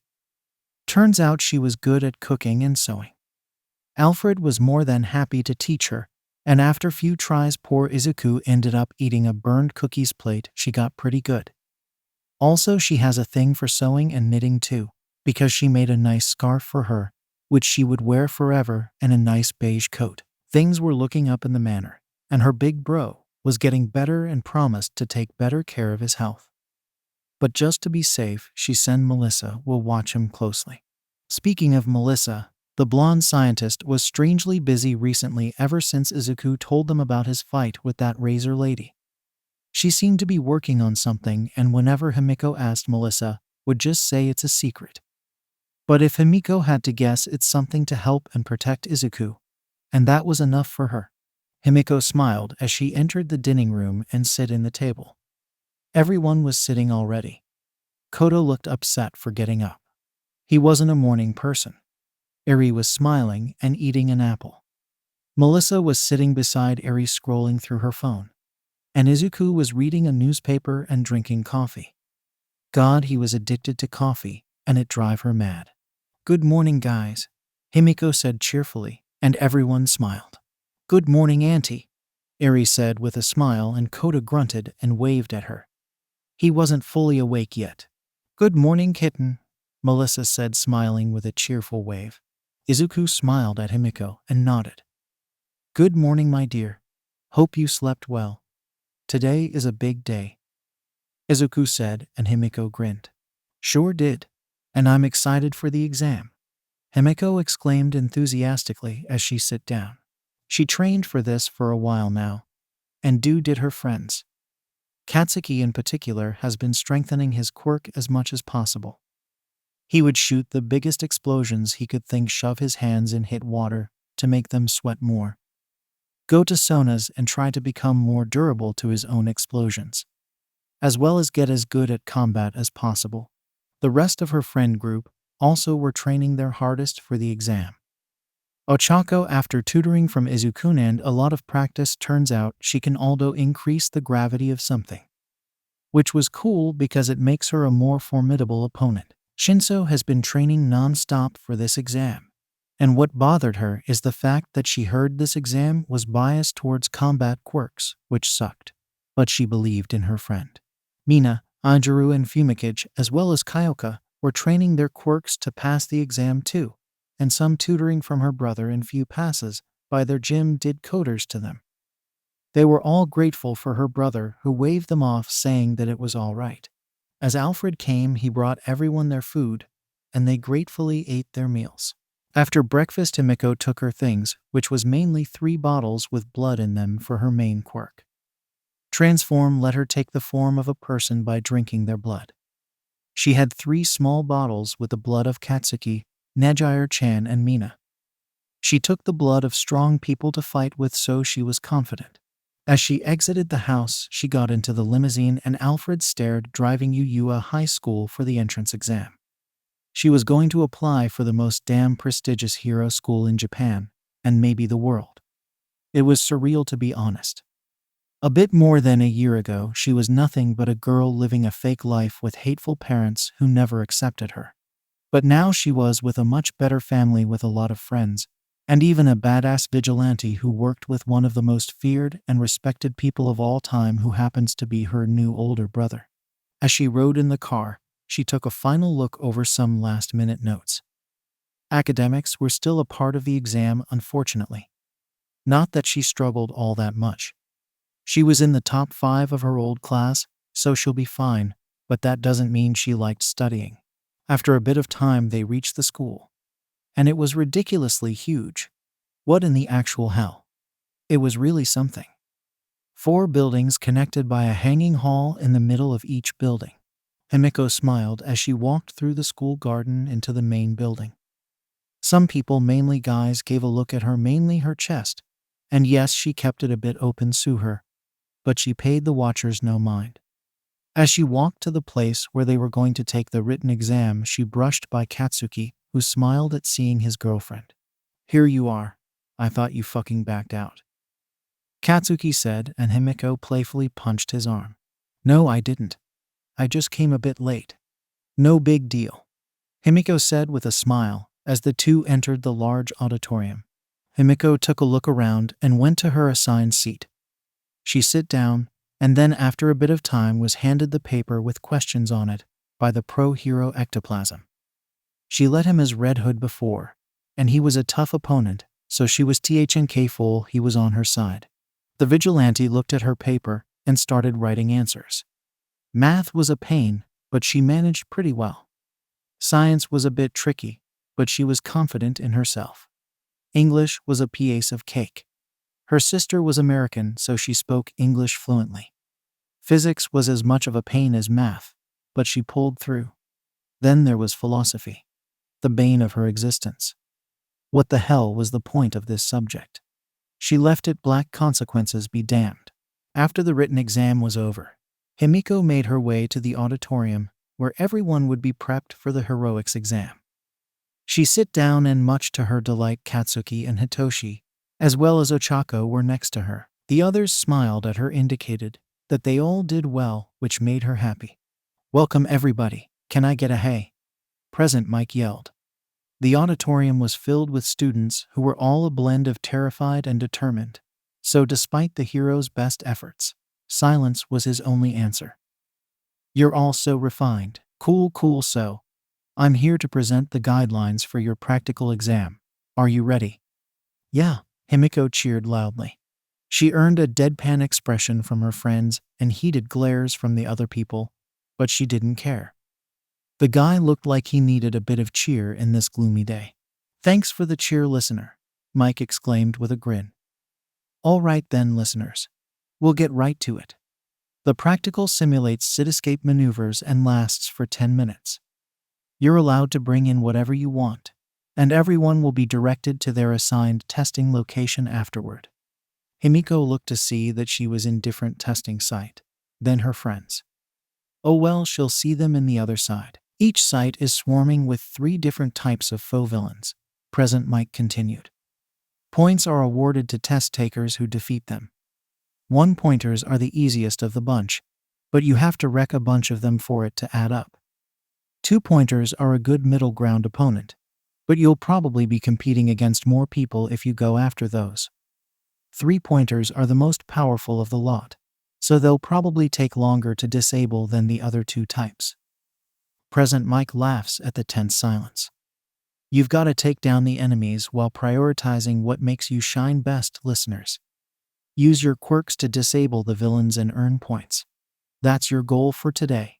Of course, attacking your fellow competitors is strictly forbidden and grounds for rejection from any course at UA, so keep that in mind. UA really is going to be good for me, she thought with a hum. Himiko looked over the handouts that they'd all been given, looking at the robot that was labeled as a 0-pointer. These have to be some secret test. No one will want to waste time on them, so if they wind up being any kind of threat, then it'd be a good way to test for those who will help people in danger without any benefit to themselves. Himiko wasn't sure if that was what the 0-pointers were for, but she also wouldn't put it past UA to subtly look for things like that. May I ask a question? A voice cried out right before Present Mike could go to the next slide. It was like the entire auditorium turned toward the source of the voice at once. But the applicant remained undeterred, still standing as he waited for Present Mike's response. Sure thing, listener. There appear to be 4 different types of faux villains on this handout. Such a blatant error, assuming that one is incredibly unbecoming of a school as prestigious as UA. The boy said, chopping the air. Shit, the guy was due up tight. Nice catch. To answer your question, examine 7111. The 4th faux villain is exactly what it says on the tin. Defeating it doesn't give you any points at all. It's really more of an obstacle than anything else. There'll only be 1 of them at each site, and they'll rampage at close quarters. Understood. So it's like a gimmick to be avoided. Thank you, sir. I apologize for the interruption, the boy said as he bowed a perfect 90 degrees, then sat down. No worries at all, Present Mike reassured the student. Coincidentally, that's all I've got for you today, listeners. I'll leave you all with this piece of advice. As Napoleon Bonaparte once said, true heroism consists in being superior to the ills of life, in whatever shape they may challenge us to combat. Go plus ultra, best of luck to you all. Is that a hint? If I suspected that the 0-pointer was a test before now, Himiko grinned. I'll have to keep an eye out for it. Just in case. Himiko grinned as she cracked her knuckles. This was going to be a blast. She went to the start of the crowd and closed her eyes, focusing her senses to hear everything around her. She could hear rumbling metal few dozen meters away. She grinned as she opened her eyes and grabbed the bottle with Nejier-chan's blood. Everyone looked at her weirded out, but she ignored them. Then their confusion turned to shock and disgust as she sunk her fangs into the bottle and sucked the blood in it like a vampire. She started to transform into a perfect copy of Nejier, and even smiled the same way. And, begin. Present Mike shouted suddenly as the gates opened. Himiko wasted no time activating wave motion to fly ahead quickly and leave everyone in the dust. Thanks to her senses, she was able to know the location of some robots, so she charged forward to the place you find 4 2-pointers. With a grin, she positioned herself in a way she was able to take the 4 of them with 2 blasts. She must not waste shots, because wave motion uses her stamina, and even after all her training with her big bro, she still can't use too much carelessly. She moved to another location to get more points. What are you waiting for? There's no countdown in real life. The rest of the applicants in their area finally came rushing out of the gates, snapping out of their shock at Present Mike's words. Himiko was long gone by the time the rest of them ran through the piles of mangled robot parts. Katsuki grinned as he used his explosions to navigate through the city. Die! Katsuki shouted as he destroyed 3 2-pointers with 1 explosion. He got 12 points, and it was barely a minute, so he will keep going. He ran forward and used his explosions to shoot himself in the air. He saw 3 3-pointers, how ironic, and used an armor-piercing shot to destroy them. 21 points. This is too easy. I fucking hate robots. Shinso thought miserably as he ran from a bunch of 3-pointers. He got them next to a bunch of 2-pointers, then threw a smoke bomb and let them hit each other. No way in hell he could pass with raw strength, so he'll depend on his wits. He let them finish each other off, then ran at the remaining robots, and after a bit of acrobatics, he pressed the off switches on robots. Thank God these damn things had off switches. Shinso used his capture weapon to pull himself up into the ledge of a building, then broke into a run through the rooftops to search for robots to trick and destroy. He will get in even if it killed him. After the test was over, Himiko had 57 points and 7 assists. It should get her a place in the top 10. Katsuki had 86 points and 4 assists, while Shinso had 34 points and 12 assists. Everyone else had their fair share of points. She will go to you. With her friends, Himiko came back home with a huge smile on her face. She did it. She really did it. 57 points. Even if the assistant points weren't a thing, she still did great. She was excited to tell everyone the good news. As she entered the house, she went to Izuku's study, and much to her endless exasperation, he was doing damn paperwork. Himiko scowled and stomped to him. He noticed her, but didn't seem bothered. Hello there, dear sister. How was the exam? Izuku asked with a casual smile on his face. Himiko pouted as she looked at her older brother. She motioned to the multiple stacks of paperwork with an exasperated expression barely containing her frustration. What in the actual fuck? We told you to rest. Himiko snapped and Izuku nodded. I am. Paperwork puts me at ease. Izuku said, still smiling and working, and Himiko gave him a baffled look like he was crazy. Izuku sighed. Yeah, that's the reaction I got from Melissa and the kids. Is it really that shocking I like my job? Izuku asked, and Himiko frowned. No, but you're still recovering. Himiko exclaimed, then noticed him using a grip machine in his free hand, which made her blood boil. You are exercising? Why? You need to rest. Himiko shouted in frustration and Izuku shrugged. I did as you ordered for almost 3 weeks. I barely even moved. But it's too much for me. If I hold still for too long, I'll go insane. Izuku answered honestly and Himiko sighed in defeat. Fine. The kitten exclaimed, exasperated, and Izuku smiled. Tell me about the exam, my dear kitten. Izuku said kindly and Himiko's face lit up in excitement. Oh, it was great. It was very easy. The written exam was a breeze and the practical portion was a great experience. Himiko started as she started giving him details about her day, and he smiled and listened thoroughly. The camera started recording Kota in his room, with a huge grin on his face. He was wearing a shirt with green shadow on it and green shorts without his hat.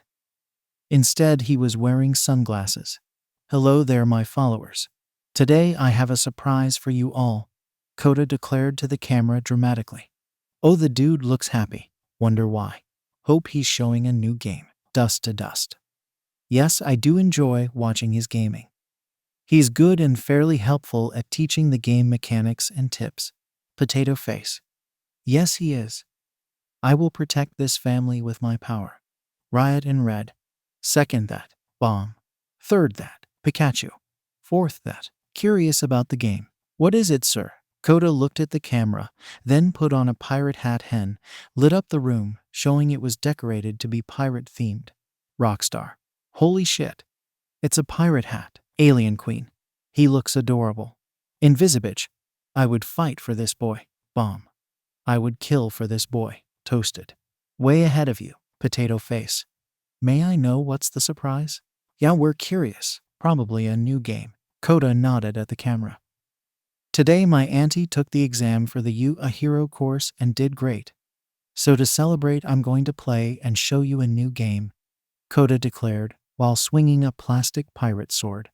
Quirk thief. Heck yeah, steal. What game? Drills. Yet dude, is it a pirate game? Welder. Fuck this, tell us. Dust yo dust. Is it a game that wasn't sold yet? Potato face. I wouldn't be surprised. Kota grinned at the camera as he showed the game. It was named Devils of the Caribbean. Dust to dust. The fuck? Potato face. How? Welder. Holy shit, this one won't come out until few months. Drills.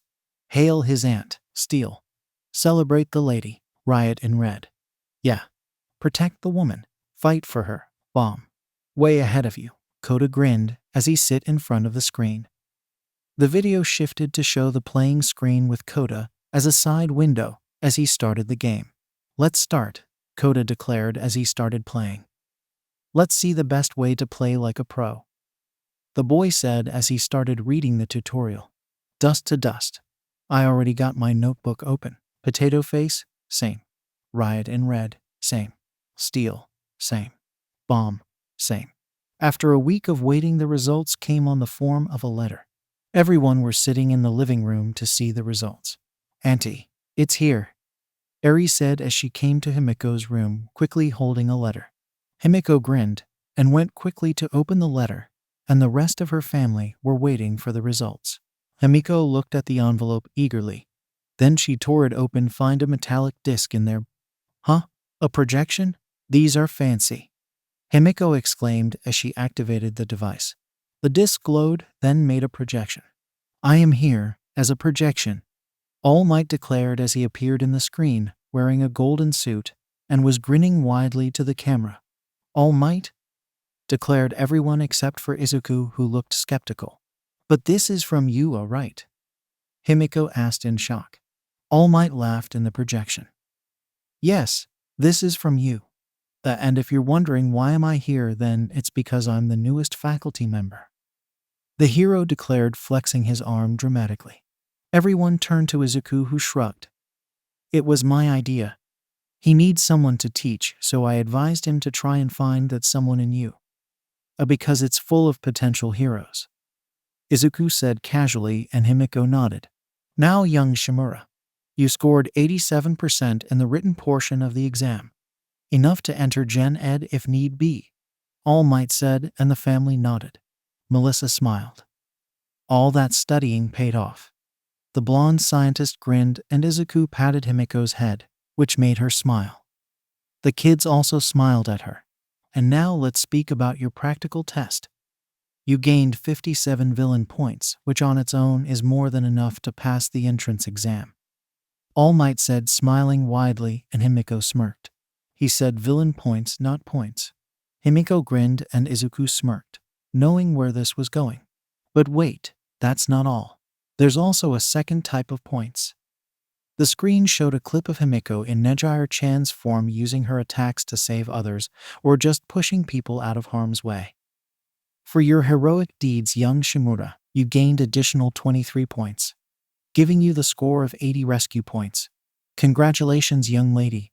This is your Hero Academy. All Might declared proudly, and the kids cheered loudly. Then the screen showed the top 10. Katsuki Bakugu villain points 86, rescue points 12. Himiko Toga villain points 57, rescue points 23. Ijiru Kirishima villain points 32, rescue points 35. Ochako Uraraka villain points 38, rescue points 29. Ibara Shiozaki villain points 36, rescue points 32. Itsuka Kendo villain points 25, rescue points 40. Hitoshi Shinso villain points 36, rescue points 28. Tenya Ida villain points 52, rescue points 9. Tetsu villain points 49, rescue points 10. Fumikage Tokoyami villain points 47, rescue points 10. Everyone were amazed by the results. She got second place. Melissa grinned and Izuku smiled as he patted Himiko's head. Good job, Himiko. I'm extremely proud of you, Izuku said with smiling at the vampire girl who blushed in happiness. Let's celebrate. Melissa cheered, and everyone nodded their heads in agreement. Izuku sighed as he finished the last of his paperwork for the day. Ever since he collapsed, Melissa was insistent on doing the company's paperwork along with May. He tried to assure them that he was fine, but it only made them irritated, so he relented and let them do it. He could only hope it won't do anything bad for them. Speaking of bad, he still felt bad for giving Ochako's parents the scare of their lives after puking blood and passing out in their office. The couple insisted on doing a good share of the paperwork of their projects, even though he insisted it was fine, but they wouldn't budge. So he was only left with paperwork for some basic investments and properties he has to manage, and he finished way too quickly. He had a lot of free time these days, it was annoying. So he decided to go and exercise to kill time. He needed to get back to full power again and get even stronger. For his family. Razer made him realize that not all villains can be beaten with his current level. Yes, he was strong, but people were stronger. Not all villains were the low-level thugs he dealt with daily or more like nightly. There's villains around that's forces of nature, and he needs to be able to beat them. But how? How the hell should he deal with monsters on another level? He always wore restriction weights on him at daytime to get stronger since he was 13, and it did its job. But he needs more.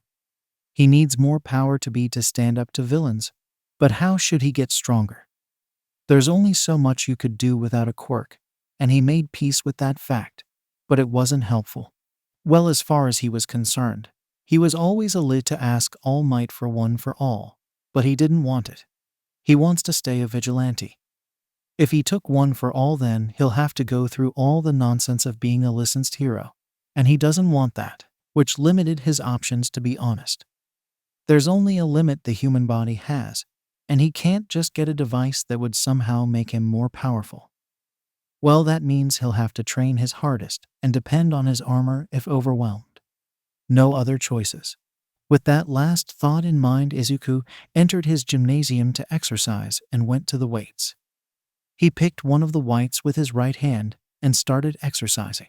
As he worked, he was deep in thought. All for One was quiet lately. Nothing worth noting happened around, and Himiko informed him that nothing interesting happened around for a while. It was concerning, to say the least. What the hell is that bastard plotting? There was still more cases of instant villains. More kidnappings, and hasn't found Yamakari's body, even though he searched thoroughly, which means that he was took like the others. Oh, and there's the fact that people were using mechanic bees and flies to inject people with trigger and make them riot, which is another level of nonsense. Izuku sighed, already feeling the headache announcing its arrival. So he decided to just focus on his training. His body was weakened immensely from his overexhaustion. He was back to full health, but that doesn't mean he was back to full strength. He'll need a week or so because he thankfully hasn't lost any muscles. Actually, Recovery Girl told him that his strong body is the only reason he lived after how badly he abused himself with overwork. It was actually hilarious that his abused body saved him. Ironic, even so he decided to at least from now on to stay in at least some boundaries of self-preservation. The young vigilante winced as he remembered Himiko and Melissa sobbing at his chest when he woke up. He never knew how much he meant to them. He was touched actually, and God Eri was heartbroken when he came back home. And Kota? The kid is still giving him the cold shoulder, which in all fairness he deserved it. The kid was still traumatized from the death of his parents, and he added on that. Some father he was. Izuku shook his head and went back to focus on training.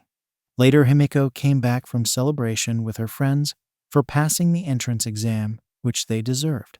The blonde girl smiled as she went to her brother's study to find it empty. She frowned seeing that there was no Izuku and no paperwork. Was he done that quickly? Himiko shrugged her shoulders and went to the gym to find her brother topless, lifting some heavy weights with both his arms, which would impress most bodybuilders. She blushed seeing how ripped he was. She saw Katsuki many times who was super ripped, but her brother was more. With a smirk and a great idea, she snuck a picture and left the room. Vampire Queen sent an attachment. Mochai. Alien Queen. Rockstar. Sleepyhead. What the flying fuck? Crow. He is really strong. No wonder he beat all of us in arm wrestling. Riot in red. So manly. Bomb. Yeah, we're both that ripped. Deal with it. Vampire Queen. Yeah, my brother rocks. Rockstar. Yeah. Please tell he's single. Alien Queen. Yeah, Ochako already took him. Sorry. Machai. I didn't. Himiko put her phone down and sighed as she entered her room to relax. She was very tired. After the end of the day, Izuku had walked into his base to suit up. He was doing a patrol, and nothing on earth will stop him. The two girls protested. But he was done sitting, while All for One was plotting something horrible. Izuku suited up and noticed that his suit was stronger and a bit more armored. His belt looked more advanced and even had a button to summon his arm instantly. Probably Melissa upgraded his gear after his fight with Razers. Speaking of her, she wasn't caught, meaning she'll be back for him, and she better stay away from Himiko, or there will be no rules or restrictions. Just the two of them, and it won't be pretty. Green Shadow walked to Oracle and Hood, who were chatting together, and coughed in his fist, gaining both girls' attention. Well, tonight we're going after some bad guys. A criminal group called Bird selling chemical and technological weapons. Green Shadow explained, and both girls nodded.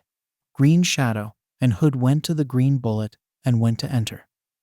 Izuku noticed something covered right beside it and raised a brow. Oracle, what's this? Green Shadow asked, and Oracle snorted in amusement. This a project I've been working on for the past few months. It's just finished, so try it out. Oracle said with a grin, and Green Shadow shrugged in response, doing as told. His and Hood's eyes widened to see what seemed to be a hybrid between a tank and a car. It was heavily armored and had huge wheels on it, and was dark green, and even had the symbol of a rabbit on it. So what do you think? Oracle asked, grinning like a cat, and the two vigilantes stayed silent. Then Green Shadow grinned like an absolute psychopathic maniac as he pressed a button on his belt that made the upper cover of the car open. The two entered eagerly, yelled in excitement. We love you, Oracle, they declared, grinned their heads off, and Oracle snorted, then laughed. I know, Oracle said as the two sped off through the tunnel. Green Shadow was grinning as he sped off through the streets, quickly maneuvering between cars and motorcycles fast, while the drivers gave shocked looks. We have a tank. Red Hood exclaimed in disbelief, and Izuku shook his head. Not a tank. More like battle mobile. Green Shadow corrected, and Hood shrugged. Well, still cool, and I like the fact that it has many buttons and weapons. Nothing lethal, but we have lots of stuff.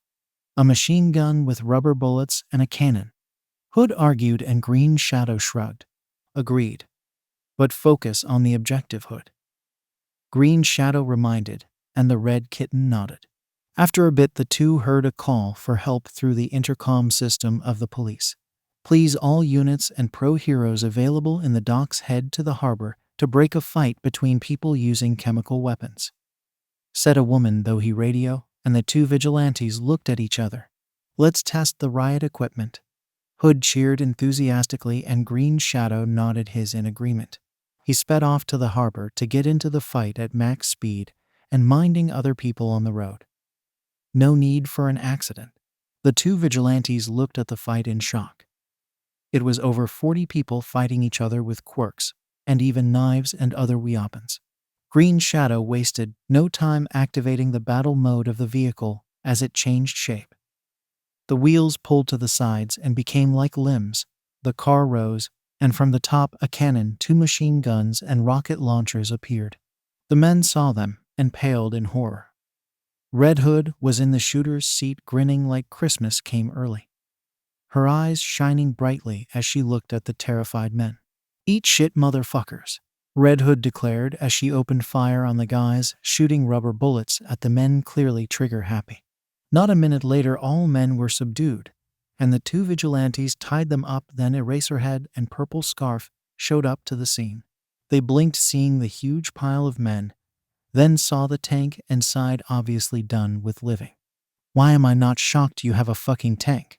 Eraserhead asked, tired, even though night just fell. Purple Scarf deadpanned.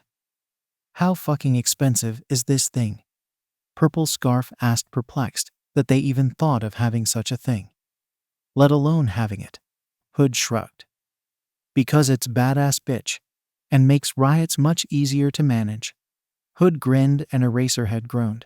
So basically we got two trigger-happy teenagers driving around in a fucking tank. Eraserhead bemoaned in misery and Purple Scarf sighed. Whatever. Let's go, sir. We got sleeping bags on our names once the arrest is done. Purple Scarf reminded Eraserhead, who nodded. Green Shadow and Red Hood left, since they already scanned the area and found the weapons for the police to cease. It was going to be a great night of making people remember that Green Shadow was still around to make the criminals suffer. Izuku sighed in exhaustion as he finished the last of his paperwork. Yesterday was a long night. Riots were the worst so far ever since he started. All for One is making his move. That much is guaranteed, but he's not sure what the guy is plotting. Killer Whale was a next-level villain. King Shark too, but the Nomus he fought with Kakin were just dead tissue sewed together and had multiple quirks. He was building an army with different level soldiers, and he's obviously plotting an attack. All for One is not his only concern. He read the file about Lady Nagant, and it made his blood boil. A pro-hero forced into being a killer for so many people, then, when she had enough, she was disposed of like trash and thrown in Tartarus. Yeah, at his watch. Screw the rules, the HPSC had their chance, and now we'll pay. And don't get him started with Hawks. The guy was literally bought, and the mother gave in easily. Then he was forced into training since he was 8. Brutal training with punishment and consequences for failure. Then after he became of age, he became a solo pro quickly and rose in the ranks. Basically, it got better, right? Bullshit. He basically became the next Lady Nagant. But the question is, how long will the guy hold up before he had enough? Well, to be fair, he couldn't really care less. It doesn't matter. He'll free these two from the clutches of the HPSC, consequences be damned. When the public finds out about how corrupt the bastards are, it'll be chaos. Now that he thinks about it, why not put Endeavor in the mix too? Makes things so much easier. Izuku sighed and shook his head. Working like this is what got him to collapse to begin with in the first place. The green-haired vigilante sipped his coffee in peace for a few seconds. It was nice. BRRRRRRR, BRRRRRR. Izuku sighed as his phone started ringing. Izuku frowned, seeing that the number was unknown. Strangers can't get his phone number, and people who has his number were told sternly to not give it around. He doesn't need people knowing his number and trying to use it to uncover his secret identity. Carefully, Izuku answered the phone and kept his guard up. Hello? Who is this? Izuku asked carefully, and didn't give his name in case someone called by mistake, even though it was unlikely. Ah, hello, young Shimura. Nice to finally speak with you. Nezu's voice spoke through the phone and Izuku froze. Izuku's eyes narrowed. How did you get this number? Izuku asked coldly. If you threaten Melissa, I swear to God, Izuku spoke, and Nezu cut him off. No, I didn't, young man. I merely wish to speak with you. Please come visit today if convenient for an important discussion. Nezu said in a tone that alarmed Izuku, but he knew that the rat knew he'd just done for the day. How the hell could the rat do this? Izuku let out a long-suffering sigh. Fine, but please don't take too long or get me a headache. I was fresh out of hospital. Izuku said with a groan. There was pause. Of course. This will be beneficial for both of us, young man. You have my word this won't be bad. Nezu said in softer tone, and Izuku nodded. The green-haired vigilante hung up and stood up. He went to his room and picked what to wear. He wore a formal black suit and a red tie with black boots. He fixed his hair a little and combed it, then refreshed the green dye on his hair to make it look good. Izuku looked at himself in the mirror, then nodded in satisfaction. Then he started to cough, and small, but noticeable bit of blood came out. Yes, this is his regular now.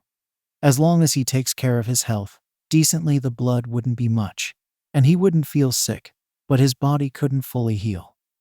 He was stuck with coughing minimum amounts of blood, and it was a reminder to not overwork himself like this again. I wanted to be like All Might, but not like this. Izuku grumbled to himself quietly as he exited his room and walked to the car. He passed by Kota, who the second he noticed his attire scowled deeply. Where are you going, Dad? Kota asked, obviously pissed, as he crossed his arms over his chest and glared. Izuku sighed. I was called by a friend for something important. Believe when I say I would rather be anywhere else, but it's important. Izuku explained. Kota huffed in annoyance. Don't collapse again. The boy grumbled, and Izuku patted his head kindly. I won't, my boy. I won't. Never again. Izuku smiled and Kota nodded. After that, he ended up having to explain to the girls the same thing before he got to leave. Izuku sighed as he reached the UA grounds. The school was worthy of its name as the best in Japan. It was much bigger and fancier than Shiksu High. Izuku walked to the gate and pressed on the intercom to talk until he felt someone behind him. He turned to see Eraserhead about to speak, which stopped him in his tracks. The Erasure hero raised a brow. You sensed me? Aizawa asked, surprised and a bit intrigued, causing Izuku to shrug. I'm quirkless, so when I was a kid, I taught myself how to feel people approaching in case I needed to run. Izuku said casually, which caused the hobo-looking hero to scowl. Fucking MLA. Aizawa muttered under his breath, and Izuku nodded. Well, the rat is waiting for you, so come on. Aizawa said as he swiped his ID card in front of the security systems, causing the gate to open. The hero walked in, and Izuku followed him, anxious. Any heads-ups? Izuku asked hopefully, and Aizawa looked at him with pity. Whatever the rat is plotting, I suggest you get a coffee machine because it'll be a headache. Aizawa said bluntly, and Izuku groaned in misery. God, I got out of hospital for overwork, and now this. That rat will be my death. Izuku grumbled under his breath, and Aizawa frowned, catching what the kid said. Why would he overwork himself, and why does he give a familiar aura? It was really strange. He never met the kid, but he feels like knows him. Probably because he heard of him a lot. The kid donated a generous amount of cash for the underground hero systems and multiple charities, which made Mike praise the boy a lot. Aizawa decided to get himself in someone else's business, So they kept walking in companionable silence until they caught up to someone. It was Midnight who saw Izuku and got that look in her eyes. Aizawa pitied the kid already. Midnight walked to them with a smirk and looked at Izuku. The green-haired boy internally groaned, knowing where this was going. "Oh, who might you be, handsome?" Midnight asked with a grin, and Izuku smiled at her. "Deku Shimura. Pleasure to meet you, Midnight." Izuku greeted kindly, and the cooed. "Ah, a gentleman. How sweet." Midnight cooed as she moved closer to him. Yet Izuku wasn't in the mood for this. Izuku coughed into his handkerchief a couple times, and a bit of blood came out. He made sure to keep the handkerchief visible so they could see the blood. The two pros looked in worry. "Are you okay, dear?" Midnight asked, and Izuku nodded with a smile. "Yes, just a medical condition. Don't worry, but I have to go meet the principal if you don't mind," Izuku said politely, and the woman nodded before walking off concerned, and Izuku felt bad. But he really couldn't handle a woman in her 30s flirting with him. Izuku walked with Aizawa for a bit, then reached a huge door. Izuku went to knock, then felt someone behind the door, so he lowered his hand, which surprised Aizawa as the door opened, revealing Principal Nezu. The mammal saw them and smiled. "Ah, hello Aizawa and Shimura, come in please," Nezu said cheerfully, and Izuku nodded. The two entered, and Aizawa frowned. "Kid, how did you know the rat was behind the door?" Aizawa asked, and Nezu listened intrigued. Izuku shrugged. "He's a sadist. I could sense his intent to prank me, so I lowered my hand," Izuku said simply. "What wouldn't I give to have students with such situational awareness?" Aizawa huffed, and Izuku chuckled. "Thank you for the compliment. If you'd like, I could write exercises for the matter to your students this year," Izuku offered, and Aizawa looked intrigued. It would be illogical to refuse. Aizawa said with a nod, and Nezu coughed into his fist, gaining the attention of the two sleepyheads. "Well, that would be wonderful, young man. But Aizawa, would you be kind to let us have a private conversation?" Nezu asked, and Aizawa nodded as he walked off, but gave Izuku a glance that said, "Watch your back," which Izuku nodded to. Once the door was closed and Izuku felt Aizawa's presence get away, his pleasant expression turned to a serious one. "Okay, straight to business. What do you need, Principal?" Izuku asked with a frown, and Nezu smiled. "Well, straight to business. How would you like to be a teacher at UA?" Nezu asked pleasantly, and Izuku coughed into his handkerchief in shock, causing the mammal to frown. "Should I call Recovery Girl?" Nezu asked concerned, and Izuku waved it off. "It's barely a drop. It should get lesser with time, so don't worry," Izuku said, and Nezu nodded. Izuku looked at the mammal of undetermined origins with a frown. "Why do you want me to teach here?" Izuku asked, confused, and Nezu smiled. "I heard of your analysis. You are a genius in quirks, and our students, not just the first years, but all hero students, would benefit from your knowledge," Nezu said honestly. Izuku shook his head. "I can't do more work. I promised my family," Izuku said sadly. "The look on my kids' faces. How messed up Melissa and Himiko looked. I can't do that to them again," Izuku said, and Nezu nodded. "Yes, but I thought of that. What if I got you an employee that would decrease your workload? Someone I guarantee will make your work barely casual," Nezu offered, and Izuku frowned. "The catch?" Izuku asked, not thinking the rat would do that out of the kindness of his heart. "She just graduated from our business course as top student. And you teach here," Nezu said, and Izuku contemplated the offer. On one hand, if the girls and Kota found out he was dead.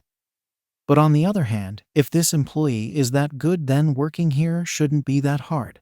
Izuku sighed. "Fine. Can I meet her?" Izuku asked. Then the doors were opened, revealing a girl at 18 years old with long pink hair and pink eyes, holding a noteboard in her hand. "Principal, I'm done," the girl said cheerfully as she walked to him. The principal motioned for her to come, and she did eagerly, then looked at Izuku and gasped. "Deku Shimura, oh god, I'm a big fan.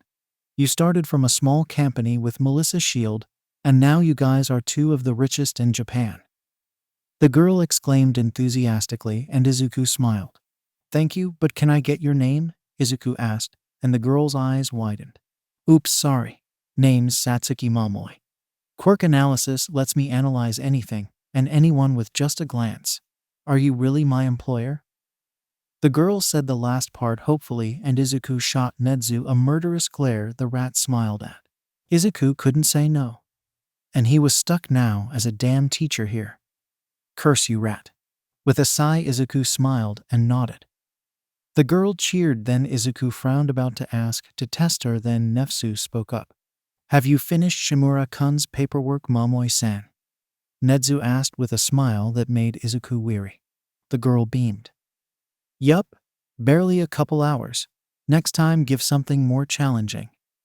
The girl said enthusiastically, and Izuku blinked. No way. In hell itself. She was serious. He was All Might's paperwork. It was almost as bad as his in daily basis, and she did it in an hour. Nezu noticed Izuku's shock and cackled. Yes, her quirk lets her analyze even paperwork to get quick answers, and she's a very quick writer and typer. She could even multitask. Nezu said proudly, and Izuku was impressed. The rat wouldn't trick him. Well, not fraud him anyway. And this was a win situation. She was too valuable to not accept. So Izuku resigned to his fate. He was teacher now. He was stuck with hero students. God damn. Endeavor and overhaul. And rod on hell all for one. Shout aside as he got up from his bed. He exited his room with a grunt. Green Shadow was nice enough to deal with Shouda's job, so he got a couple more hours for the first day in school. Maybe he would go easy on his students even. As if they lack potential, they get the boot. Plain and simple. So as he walked to the kitchen, he met up with Hitoshi, who looked so dumb with life. Yeah, he could relate. The two entered the kitchen to find a breakfast ready, and covered Yobi heated up with a note. Hey guys. Sorry couldn't have breakfast with ya, but was called for a meeting. Eat your food and smile. PST, it's your favorite, the note said, and the two smiled at that. Shinso put on his uniform and walked to the door to take the train. See ya in class, sir. And have mercy because Katsuki and Himiko will blow you up. Shinso said bluntly with a smirk as he left. Little shit. Shouda shrugged his shoulders and put on his hero costume, which one thing that was great about it is that it was easy to put on. He put on his scarf, which was a bit harder, and wore his goggles around his neck.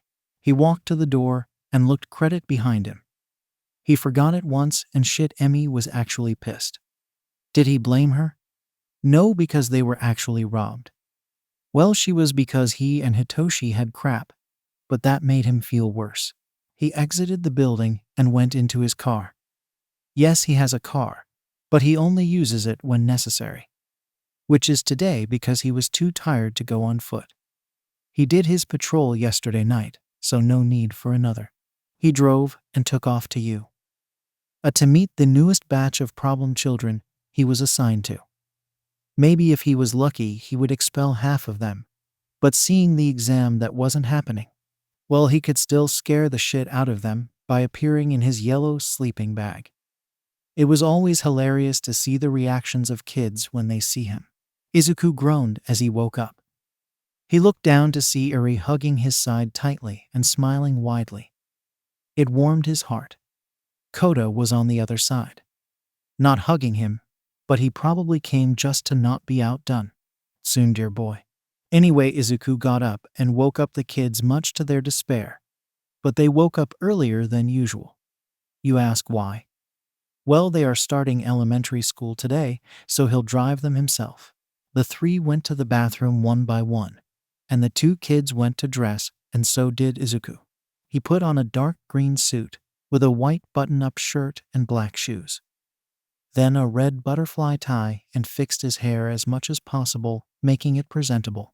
The green-haired vigilante went to the dining room to see everyone in their school uniforms. Eri looked cute and Kota looked done with today already. Himiko looked exited and Melissa looked cheerful. Yes, everyone had their moods in the morning, and it made him smile. Yeah, without them, he would be done with living. He went to sit at the head of the table, and everyone greeted him cheerfully. So how'd you sleep last night, kitten? Izuku asked, and Himiko smiled. Good. And I'm excited for today.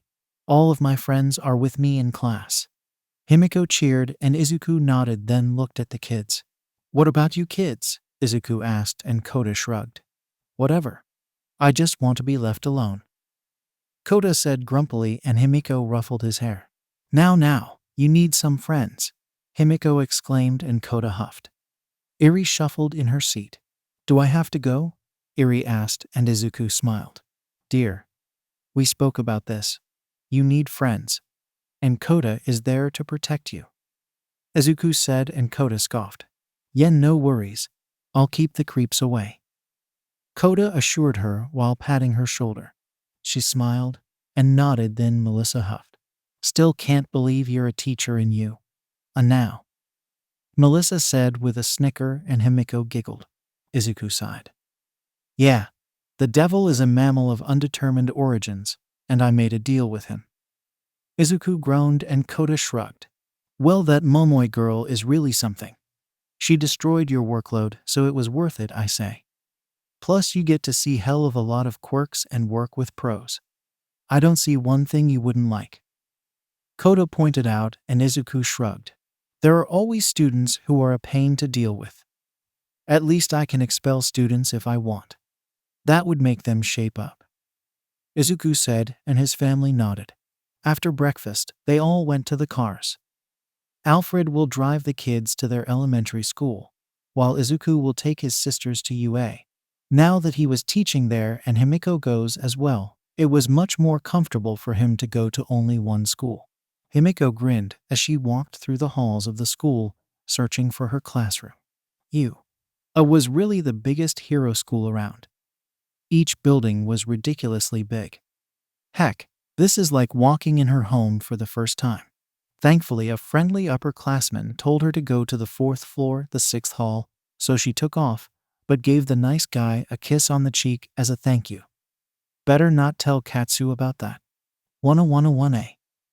Himiko kept saying while looking around until after a bit, she found her class and gaped. What the fuck? The door was huge. Does she have giants in her class? With a big smile on her face, she opened the door to find an interesting sight. A blue-haired boy who was fairly tall and well-built yelling at her Katsu. Please remove your feet off the desk this instant. You are being disrespectful to the people who made it and your seniors and even your current classmates. The boy shouted while chopping the air like a robot. God, the dude needs to relax. Everyone noticed her open the door and glanced her direction with some curiosity, while her friends remained silent. Katsuki saw Himiko and smirked. The ash-blonde boy motioned for her to come, and she ran to him all the while people were looking. Himiko smiled widely as she sat in his lap and kissed him deeply, shocking those who didn't know them and making everyone blush furiously. I missed you, Katsu, Himiko said with glee, and he smirked. I bet, the Pomeranian declared proudly. The blue-haired kid looked at them in disbelief. Have you no shame? How can act so vulgar in front of your classmates?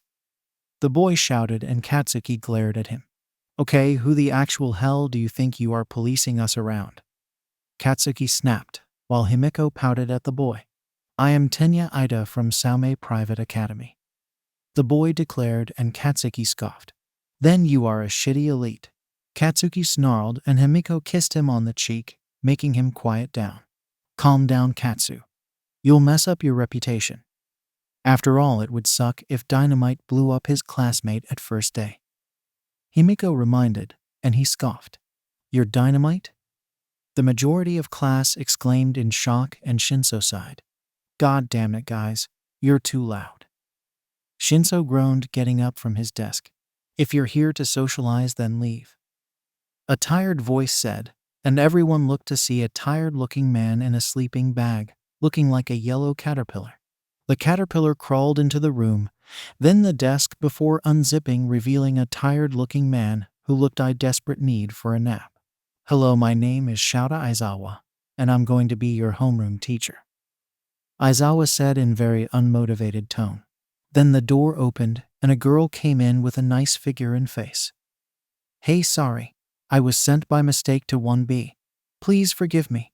My name is Kami Utsushimi," the girl said, and Aizawa frowned but nodded.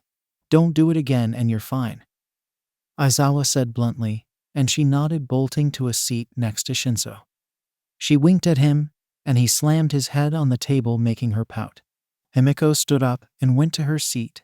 Then, much to everyone's disbelief, she bluntly asked, "Who the fuck are you?" "The justice hobo," Himiko asked, and everyone gaped at her. Aizawa's eyes glowed red, and his hair floated, making him look intimidating. Katsuki snorted. "Look at his goggles, Himi. He's Eraserhead," Katsuki said with a snicker, and Himiko shrugged. "The dude needs to shave and maybe take care of that hair, because his fashion sense is a crime," Himiko said flatly, and Aizawa glared. "You are either bold or crazy," Aizawa said dangerously, and she smiled. "Both. I'm training to be someone that fights people who could kill me and get into dangers." "If you don't have the balls, then why come?"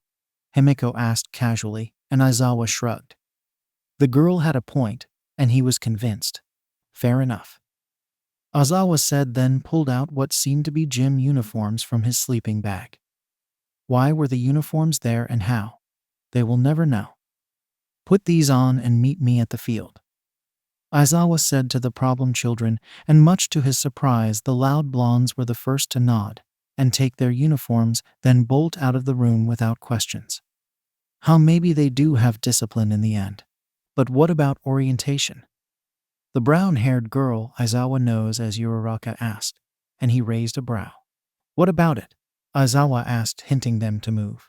After that, everyone quickly grabbed their uniforms and took off as well. Few minutes later, everyone was gathered in the field, as Aizawa requested waiting, and both the blondes were at the front waiting for orders. Aizawa had to give it them. They were paying attention well. Aizawa gave Izuku a look, but didn't say anything. When the last student arrived, Aizawa sighed and checked his stopwatch. 10 minutes. In that time, hundreds of civilians may have died.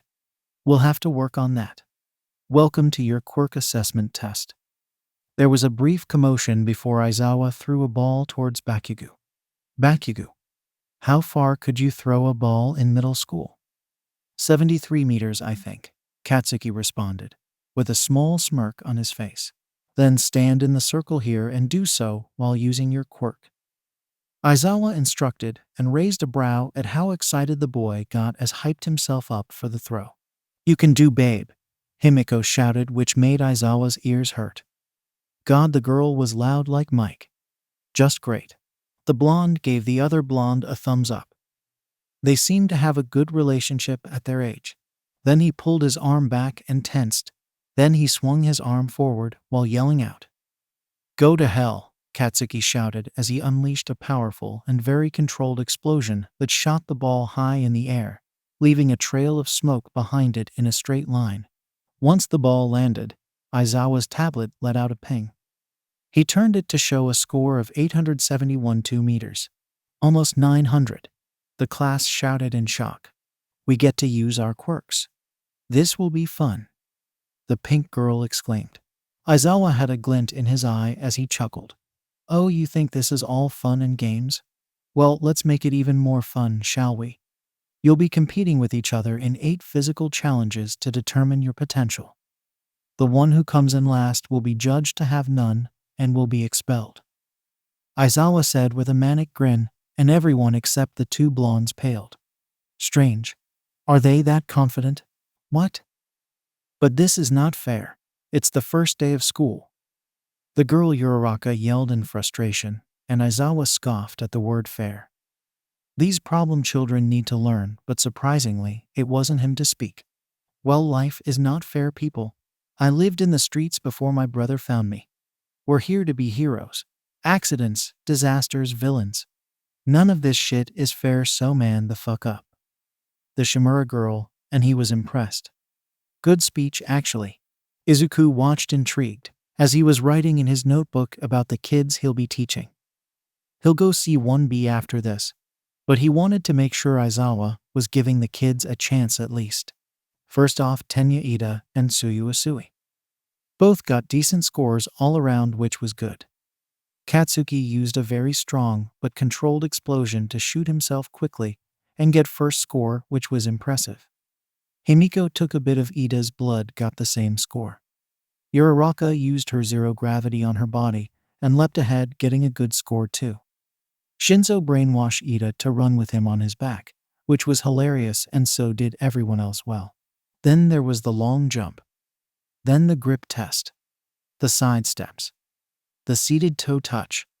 The endurance run. The push-ups. And finally the ball throw. Everyone excelled at one exercise at least. Everyone got a good score, and the results were like this. Especially Shinzo and Himiko, who would just use the quirks that got the highest score that wasn't Yaoyorozu. 1 Momo Yaoyorozu. 2 Katsuki Bakugo. 3 Himiko Shimura. 4 Hitoshi Shinzo. 5 Shoto Todoroki. 6 Tenya Ida. 7 Fumikichi Tokoyami. 8 Mizo Shoji. 9 Mashirawa Jiro. 10 Ijoro Kirishima. 11 Mina Ishido. 12 Kami Utsushimi. 13 Ochako Uraraka. 14 Koji Kota. 15 Rikido Sato. 16 Tsuyu Usui. 17 Yuga Aoyama. 18 Hanta Siro. 19 Denki Kaminari. 20 Kyoka Jiro. 21 Toru Hagakure. 22 Minoru Mainta. Izuku looked at the kid for a bit before sighing. He read his file, and if Aizawa doesn't expel him, he will. After that, Izuku saw him saying some nonsense about a logical ruse, which made him snort in sarcasm. After that, Aizawa walked to him, already knowing he was there, because Izuku never bothered to erase his presence. So what do you think? Aizawa asked, and Izuku shrugged.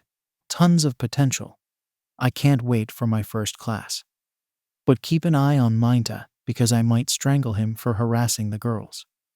Izuku said, and Aizawa nodded in acknowledgement. After the day was over, the Shimura family were having dinner together. A logical ruse in hell. He just liked us. Himiko exclaimed enthusiastically, and Izuku nodded. Yes, and tomorrow you have a class with me, and all might so be ready. Izuku said, and Himiko nodded. Then Izuku turned to his kids.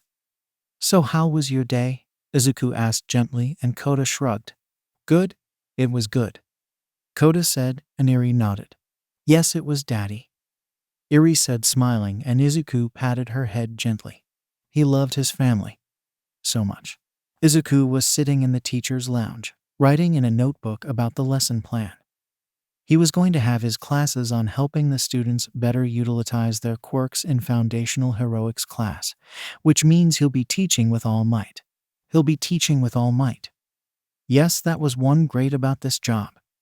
He glanced to his side where his assistant was to see her, writing quickly on the stacks of paperwork, and even tipping on her tablet. She made quick work of his non-important paperwork. Now he just has the things he must do himself, which would take an hour at worst. Yeah, he has the rat to thank for that. Well, he'll do that after the day was over. Izuku looked across from him at the table to see All Might in his skinny form reading Teaching for Dummies 101. Yeah, he had a bad feeling about this. But he won't judge right away. He kept working on his plans for both classes, which is a waste of time. Why not have both classes training together? It would save time and resources, and give him less headaches. Izuku sighed as he thought of yesterday and all the students. 2 people needed to shape up. Minoru Mainta from 1A and Nito Monoma from 1B. The former a pervert, and the latter an egotistical brat that seemed to have a thing against Wana even though the damn year just started. Well, there are other people in need for help, either in quirk control or physical training, which reminded him. Hey Yogi-san, did you finish the training plan for the people I requested? Izuku asked gently, and the blonde man nodded with a smile, handing Izuku a stack of papers. Yes, I did, young man. So do you want to discuss what we're going to do with the students today? Yagi asked, and Izuku nodded. 1A and 1B will do the heroics class together from next time. Less work and time that way, but today only 1A. And for what we do, you do what you think, and I'll correct you if needed.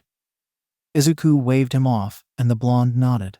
The day after the quirk apprehension test, Class 1 of the Hero course found themselves excitedly waiting for their second day of classes at UA High School. On their very first day, almost all of them had been pushed to their utmost limits under the threat of expulsion, just so their homeroom teacher could deem whether or not they should bother with them. Even though it had turned out to be a ruse in the end, the pressure all of them had felt had been very much real. That very homeroom teacher had also promised that today was going to be even more grueling and challenging than yesterday. So it was only logical that most of them were anxious for what was in store for them. There were a few key exceptions. Katsuki, being his confident and uncaring self, just sat back and scowled at the ceiling as he rested his feet on his table. To him, it didn't matter what they were going to be doing today because whatever it was, he was going to make sure he was on top. At least in power, because he knew he wasn't a super genius, and he couldn't care less for that. Himiko, Ochako, Mina, and Jiru were talking together about some things to pass the time, and were joined by Kami, Tsuyu, and Toru. "Hey gals, can we join?" Kami as Ked, and the girls nodded. "Yeah, fucking sure. The more the damn merrier," Himiko exclaimed happily, and Ida stood up from his seat. "Please refrain from using such vulgar words," Ida shouted, and Himiko stuck her tongue at him. "Fuck you, Four Eyes," Katsuki snapped. "Did not tell my chick what to fucking do," Katsuki said threateningly, and Himiko smiled. "Thanks, babe," Himiko said, blowing him a kiss, and he smirked, still leaning on his seat with his feet on the table. The girls started chatting about something another, mostly girl stuff, to kill the time since their homeroom teacher hasn't appeared yet. And finally, the other ones that weren't exhibiting anxious behavior were the bi-colored-haired teen as he calmly sat reading, the guy that had an avian head, and the guy with a tail, both of whom were seemingly meditating, the tallest guy there, the one that had 6 arms and was wearing a face mask, who wasn't doing anything in particular, just sitting there with an even look in his eyes. Aizawa opened the door to the classroom and slipped inside. Whatever noise that used to be in the classroom went away as Aizawa closed the door behind him and walked to stand behind his desk. With uncaring and bored expression still on his unkempt face, Aizawa nodded with what almost looked like approval. "It only took you 3 seconds to quiet down and get to your seats today. It seems like you are learning common sense. Good." Everyone's sweat dropped at his words. Aizawa continued on. "Since we didn't have time for it yesterday because of your lack of common sense, we'll use today's homeroom session to introduce ourselves." The eyebrows of almost everyone twitched in irritation when they heard him. "It was actually your fault, sensei." That was the collective thought of everyone in the classroom. "You will stand up next to your seats, state your name, the name of your quirk, what does your quirk do, and a fact about yourselves. This is done with the purpose of getting to know each other better, obviously. For the next 3 years, you will be learning together everything you need to be pro heroes. It will also be extremely likely that you will work together as pro heroes as well. Might as well start the camaraderie as soon as possible or something like that," he said uncaringly before taking a seat and motioning towards the first student on his right. "You start. Please follow the order of seating arrangements." The blonde teen with sparkling eyes stood up with an exaggerated flourish and made a princely pose as if he was in a drama play. "M'appelle Yuga Aoyama. My quirk is naval laser. Obviously, as its name implies, I can shoot laser beams from my navel. French is my second language. The pleasure is all yours." He finished his introduction with another flourish and an over-the-top eye wink. Everyone's sweat dropped at the ludicrousness that just happened. After Aoyama was Mina's turn. She had an excited grin on her pretty face as she eagerly jumped to her feet from her seat. "After the weirdo, it's my turn. The name's Mina Ashido. My quirk is called acid. I can secrete a corrosive liquid from my body, and I can control its solubility and viscosity. My quirk is also the reason why I look like this. Oh, and I like break dancing. Pleased to meet you all." She finished her introduction with grin still in place and giving a double peace sign. Next up was the frog-looking girl. She calmly stood up, and with a calm expression on her face, she made her introduction. My name is Tsuyu Asui Ribbit. My quirk is called Frog, and it allows me to do everything a frog can do. So I am still experimenting and discovering new abilities. I like rainy days. Please take care of me, she said simply before taking her seat again. After her, it was the turn of Tenya, who rose mechanically from his seat, bowed stiffly, and then spoke seriously while standing ramrod straight. I am called Tenya Ida. My quirk is Engine. It gives me a set of engines located inside my calves that allow me to reach high speeds depending on the gear they are. I enjoy studying. I hope we can all have a fruitful stay here at the distinguished facilities of UA, he said before bowing again and taking his seat back. Ochako, who sat next to Tenya, was next. She stood up and smiled happily at everyone. My name is Ochako Uraraka. My quirk is called Zero Gravity, and I can manipulate gravity by making objects weightless or making them float when I touch them. My favorite hobby is stargazing. Please let's all get along, she said before taking her seat back. Next was another blonde teen with small black eyes, a thick tail with a hairy end, and a calm disposition. I am known as Mashirao Ajiro. My quirk is called Tail. As you can all see, I possess a tail that is as sturdy and strong as it is flexible. It comes with all the benefits of possessing a fifth limb that you can consciously control. I enjoy practicing martial arts. Thank you for listening, he said with a formal bow before he took a seat. Following Mashirao was another blonde teen, but this one had spikier hair with a black lightning-shaped stroke and thin eyebrows. He stood up and tried to smirk in a cool manner as he pointed confidently at himself. The name is Denki Kaminari. My quirk is electrification. I can emit electricity from my entire body. I like cute girls and everything that is trending, he said before he, once again, tried to look cool by winking at all the girls in the room, whom either looked confused Ochako and Tsuyu or just ignored him Momo, Mina, and Kyoka. One couldn't tell what Toru's reaction was since she is invisible and Himiko just winked back, causing Katsuki to growl, intimidating Kaminari. Next was Kirishima. He grinned boisterously as he crossed his arms across his chest. I am Ijiro Kirishima. My quirk is hardening, and it allows me to exactly that. I can harden and sharpen any part of my body. My favorite hero is Crimson Riot because he is the manliest of them all. Then one that was next was a tall, muscular teen with peach-colored skin and head shaped like a pointy rock. He timidly stood up with shoulders a bit hunched and holding a small white board with something written on it. It read, My name Koji Kota. My voice is Anavoice. I can command and take control of any animal when I speak to it. I own a rabbit as a pet. Forgive me for any inconveniences. When everyone finished reading, Koji was bowing his head. After a few seconds, he quietly took his seat again. Sitting next to Koji was a tall, muscular teen with spiky brown hair and thick lips. My name is Rikido Sato. My quirk's name is Sugar Rush. By consuming 10 grams of sugar, I can increase my strength 5 times for 3 minutes, and by consuming more sugar, I can extend the time my strength is increased. I like making all kinds of sweets. Nice to meet you all, he said before taking his seat. After Sato, it was time for the tall boy with silver hair wearing a face mask and with the sleeves of his uniform cut out to make space for his extra arms. My name is Mizo Shoji. My quirk is Dupli Arms. Not only can I generate extra arms, but they can also imitate other parts of my body, such as my ears and mouth.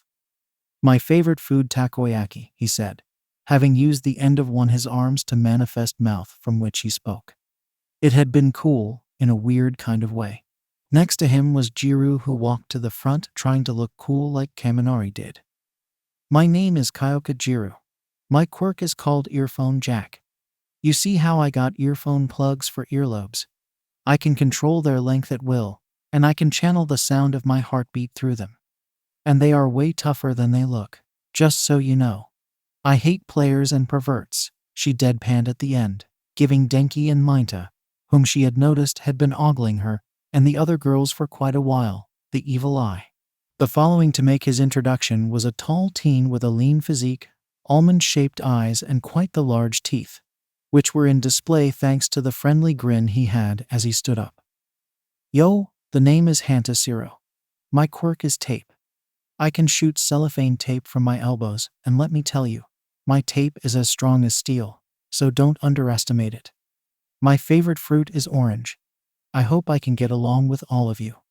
Next was the edgelord Takoyami as he went to the front. My name is Fumikage Takoyami. My quirk called Dark Shadow. I am the host of a sentient shadow beast that I can materialize outside my body at will. Its strength depends on the amount of light there is in an inversely proportional matter. I am partial to apples. Thank you, he said simply before taking his seat back. Next up was the bi-colored haired boy that also had heterochromia, with one eye being gray and the other being turquoise. He also had a burn scar on the upper left side of his face. I'm Shoto Todoroki. My quirk is called half cold, half hot. From my right side, I can generate ice, and from my left side, I can generate fire. I enjoy Zarusoba, he said simply with some aloofness and coldness in his tone before he took his seat back. Afterwards, it was the turn of the girl that was completely invisible. She stood up with an excited little jump, and she waved at everyone, judging by the movement of the sleeves of her uniform. My name is Toru Hagakure. My quirk is invisibility. As you can see, or not, teehee, pun intended, my body naturally doesn't reflect light, making me invisible. I'm still learning how to turn it on and off at will, but it's too strenuous at the moment. I like plushies and cute things. Please take care of me. The next one to go was Bakugo. He stood up with a scowl on his face and hand in his pockets, his posture uncaring, almost like he was a delinquent. My name is Katsuki Bakugo. My quirk is explosion. From the sweat glands of my palms, I secrete a type of nitroglycerin. I can detonate at will, meaning that I can make all of you explode until you are dead if you piss me off. And I hate losing, Katsuki declared, and Himiko applauded with a grin. Next was Himiko's turn as she stood up from her seat and bounced on the balls of her feet with an excited smile on her face, all the while humming to herself. What's up? My name is Himiko Shimura. My quirk is called Transform. I can take the shape and form of anyone by drinking their blood. And I can mimic their quirks too. I like blood, battle, and cute things, and I hate perverts. Himiko said the last part with a dark look that scared the class, especially that she pointed a box cutter that she somehow had in her sleeve at a trembling Minta. Next was Shinso, who walked to the front with a bored and tired look. My name is Hitoshi Shinso, and my quirk is Brainwash. If you respond to me, I can tell you what to do. I hate loud noises. Just don't get me a headache, he said with a dead, unmotivated tone. Next was a girl with long blonde hair and dark eyes. She was cute, and she was trying to look attractive and succeeding from the looks some guys gave her. Hello guys. Name's Kami Utsushimi, and my quirk is illusions. I can breathe a mist that puts people under illusions from my makings. I like cute and cool guys, and I hope we get along. After her, the extremely short boy stood up and began his introduction. I am Minoru Minta. My quirk is Pop-Off. My scalp secretes an extremely adhesive substance that takes the shape of balls that I can rip off at will without hurting myself. What I like the most is beautiful and sexy girls, he admitted shamelessly at the end with a perverted look on his face as he turned towards his right and looked at Momo. After him was a beautiful raven-haired girl that walked to the front gracefully. She went on with her introduction. My name is Momo Yayarazu. My quirk is called Creation. As long as I know its composition, I can create anything that is non-living by molecular manipulation of my fat cells. I enjoy reading, especially illustrated encyclopedias. A pleasure to make your acquaintance, she said before bowing formally and taking back her seat. Aizawa stood up, his expression seemingly having not changed ever since he got into the classroom. Good. Despite some unnecessary boisterousness, you followed the instructions I give you. You are indeed learning common sense. As there is no more time to do something worthwhile during this period, I will take my lead. Please make sure to behave yourselves with the other teachers and do not waste their time. I would be very upset if you embarrass me. Oh, by the way, you can seat anywhere you like from now on, he said uncaringly before starting to walk towards the door of the classroom. All the members from Class 1 looked with mixed incredulity and annoyance as he promptly left the classroom. He only cares about his reputation, was the collective thought. Seeing that they still had about 15 minutes before the next period, everyone went back to what they were doing before Aizawa arrived. The rest of the morning consisted of 2 periods of 1.5 hours each. The first one was English under Present Mike, and the second period Modern Literature under the hero known as Cementos. After the completely normal period of classes, noon arrived, and all the students gathered at the mess hall for lunch, which was prepared by the hero lunch rush. But after that was when the normal period ended, because after the lunch period, it was time for foundational hero studies. Back within Class 1A's classroom, everyone was so excited about the class that they were already seating in their preferred seats, now that they could pick whichever they wanted. Ha ha ha ha ha. Everyone, but one, perked up in excitement when they heard the iconic laughter suddenly resounding seemingly everywhere. I am Tashinori Yagi, in his all-might muscular form, wearing a skin-tight costume that consisted of a red top, blue pants, yellow gloves and boots with white accents, and a blue cape with a red inner side, epically opened the door to the classroom and stood there leaning forward with his massive chest sticking out with his cape, somehow billowing forward due to a non-existent breeze. Coming through the door like a normal person. Everyone's eyes lit up seeing the number 1 hero himself, All Might being their new teacher. It was going to be a blast. I can't believe it. All Might is really going to be teaching us, exclaimed Kaminari in disbelief. That design is so Silver Age, commented Kirishima with a grin. The art style clashes so much that it almost gives me goosebumps. How on the world is this normal? Everyone looked surprised as a green-haired teen their age in a dark green suit, who was as tall as Todoroki, came in under All Might's arm with an exasperated look. He was giving the look at All Might, who looked sheepish. Do you have to do everything dramatically? The boy asked as he walked to the podium with All Might in tow. Then he looked at everyone and bowed formally. Hello everyone. My name is Deku Shimura, and I will be your quirk trainer from this very day. Hope we get along. Deku said, smiling at his class, who were gaping minus Katsuki and Himiko. What? Shouted everyone in shock, and All Might laughed boisterously. Yes, it might be shocking, but this young man is the best when it comes to studying quirks and improving them. After all, Principal Nezu himself had to ask him to work here. All Might declared, shocking the class even more. More like the damn rat bullied me into working here. Deku grumbled, but they heard him. Was he that good the principal had to fight tooth and nail to get him to work here? All Might struck a flexing position that had him giving his back to the students. Foundational hero studies, he began as his entire body began to vibrate slightly. For this class, we'll be building up your foundations through various trials. This class is the most important one within your curriculum. The entire class, even a mildly exasperated Deku, hung on his every word. With that in mind, All Might trailed off before suddenly turning to face them, making all of them flinch in surprise, striking an epic pose while holding a small piece of paper that had the word battle written on it. Let's jump right into it with the trial of battle. Then All Might's foot was stomped on by none other than Deku. The class gaped at him in shock, especially that All Might was jumping on one foot and grabbing the other one. Of course, Deku snapped, exasperated. You would throw them into fights from first session. Kids who never used quirks in combat, when half of them could kill or seriously injure someone. Deku yelled, frustrated, and All Might stiffened. Deku looked at the class from a bit, then sighed as he pulled a remote from his pocket and pressed on it, revealing multiple suitcases with numbers on them for each of them. Today, we will evaluate your hero costumes and see how to improve them, or if you should redesign them. So take these and meet us in Training Ground Beta. Izuku said with a smile, and everyone grinned in excitement.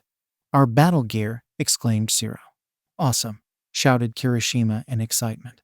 Go get changed, and we'll be ready to go. We will head to training ground beta. All Might epically turned towards the door with his cape trailing down behind his motion as he looked back at them over his shoulder. All Might stood epically with his arms crossed in front of the control buildings of training ground beta as he waited for his students to come out. Even though he looked as confident as ever, inwardly he was a bit nervous.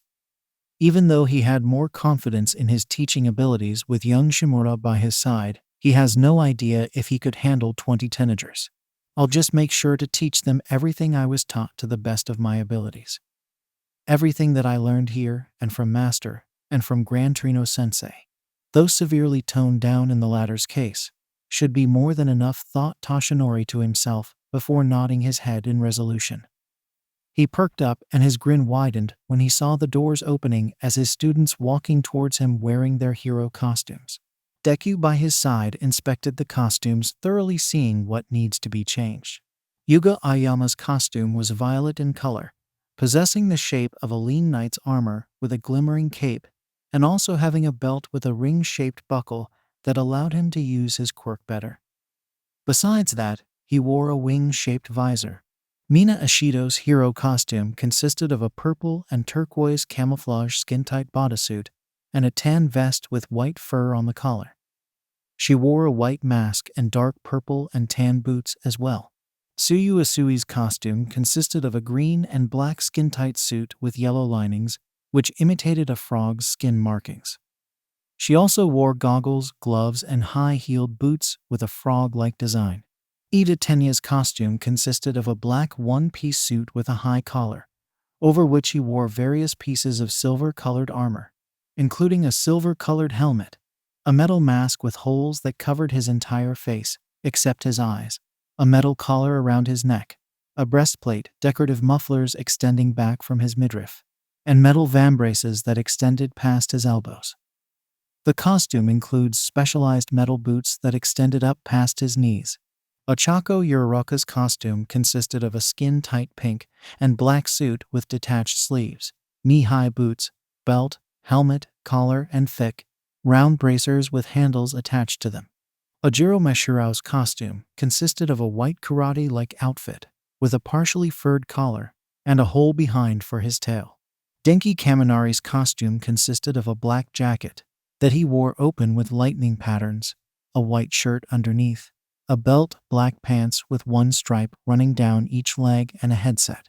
Ijiro Kirishima's costume had a vest that consisted of 2 shoulder pads that are shaped like gears that wrapped around his shoulders, while his chest was left uncovered. He wore a skirt with a ripped pattern over pants with an R belt.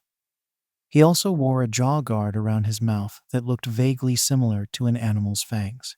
Koji Kota's costume consisted of short-sleeved and short-legged dark yellow and red bodysuit that had around the chest area a set of teeth, as if it was an open mouth, and matching shoes. Rikido Sato's costume consisted of a yellow full-body suit that had 2 holes for his mouth and hair to come out. He wore white gloves and boots and a utility belt around his waist. Mizo Shoji's costume consisted of a sleeveless shirt possessing 2 hues of blue that was attached to a face mask that covered the lower half of his face. He wore a belt with a bronze buckle that held up his light blue-colored pants that were tucked into light blue-colored boots that went halfway up his legs. Kyoka Jiro's costume consisted of a black leather jacket, a long salmon-colored shirt with several rips at the collar and bottom, black pants and boots with stereos in them. She also sported 2 small, red triangle facial marks just below her eyes, a plain black choker, and white fingerless gloves. Pantasiro's costume consisted of a black full-body suit with white designs across his mid-torso. The sleeves were likely left short so he could effectively use his quirk. He had white bands around his waist and thighs and sported white boots with an orange trim. His sleeves ended with a matching orange trim, and he had 2 orange shoulder pads shaped like his elbows. He completed his outfit with a helmet similar in shape to a tape dispenser. Fumikage Takoyami's costume seemingly consisted of only a dark robe with a purple tint that covered his entire torso and black boots. Shoto Todoroki's consisted of a simple white shirt, white pants, white boots, and gold-colored combat vest. All might suppose that the floating light blue gloves with pink lines and brownish-gray shoes was Toru Hagakure, the girl that still couldn't completely control her light manipulation quirk, so she was always in a state of invisibility. Katsuki Bakugo's costume consisted of a fitted black sleeveless V-neck tank top with an orange X with the top half bordering his shirt collar. His costume also had a seemingly metallic neck brace fashioned and used as a collar with 3 holes in both sides. His sleeves reached from within his small but sturdy grenade-like gauntlets to his biceps. His belt, which also carries grenades, held up his baggy pants with knee guards. Underneath those guards were black, knee-high combat boots with orange soles and eyelets. His hero mask had large flare-shaped cloth. Minoru Minta's costume was very simple. It had a purple shirt and mask with a yellow cape, pants, boots, and gloves. Momo Yaoyorozu's costume consisted of a red leotard-like vest with silver linings and edges, and matching red boots. She sported a gold utility belt that matched a band that goes across her chest.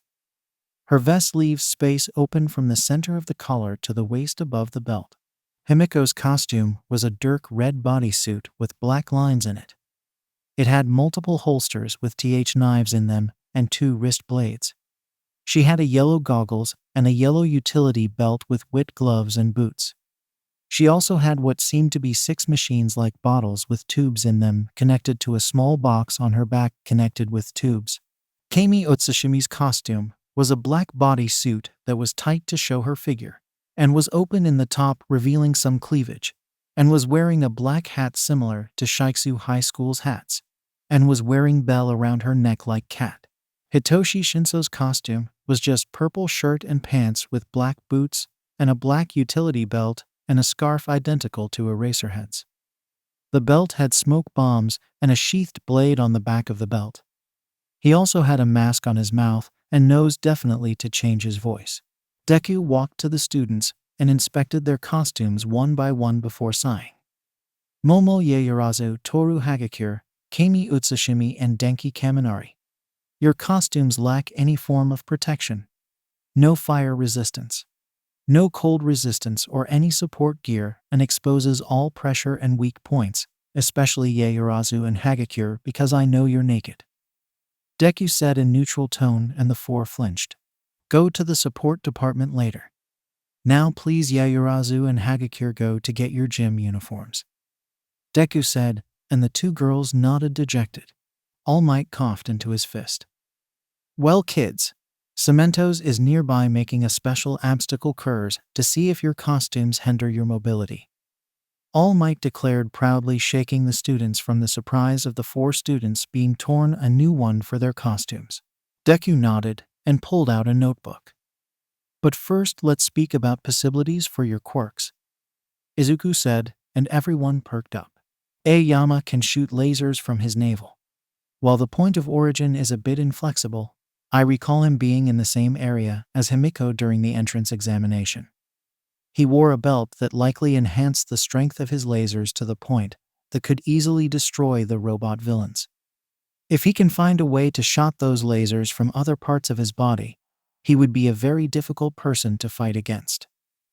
Deku said, and the boy sparkled. Mina Ashido can be an extremely dangerous close-quarter combat fighter if she can coat her entire body with her acid. Not only that, but if she can shoot the acid far away from her, she also has an answer against those that fight at a distance. Possible for her to use her acids to cover herself in a jelly-like substance to take the form of a protective suit. Deku said, and Mina was surprised. Suyuasui. If she can indeed do anything a frog can do, then she has an arsenal of abilities that will allow her to respond to many different situations.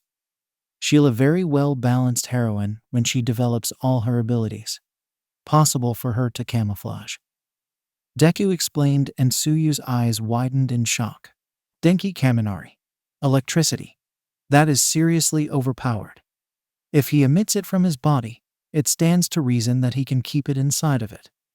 He could enhance himself with electricity, not to only make close-quarter combat more effective, but to also increase the speed of his muscles, increasing strength, speed, reflexes, and perception. And if he learns how to shoot it in a direct line, he will be a force to fear. Deku said with a smile, and Keizi Minari, and those around him gaped at the possibility. Rikido Sato. It seems that the strength of his quirk depends on how strong he is on his base form. Also, he can only extend the time of enhancement, not the amount of enhancement itself, by consuming more sugar. That seems a bit inconvenient, but it makes sense from a physiological point of view. Must experiment with different types of sugar to see if they give different effects. Deku said, and Sato nodded. Deku kept going like that until he finished with everyone. All Might was shocked at the ideas and criticism, and was thanking God above them that young Shimura was not a villain. The idea was always scary as hell, but with this knowledge, it was terrifying. Then after that they moved to the obstacle course, and Deku got to give them the necessary changes. Kaminari needs to have boots that conducts the excessive electricity out to the ground to not short-circuit. Momo Yaoyorozu needs to get rid of the bookshelf. If she fell wrong, she might break her spine. Toru Hagakure needs a costume. The company that didn't send her one will be torn a new one. Kami Utsushimi needs a more protective costume. It is not protective at all.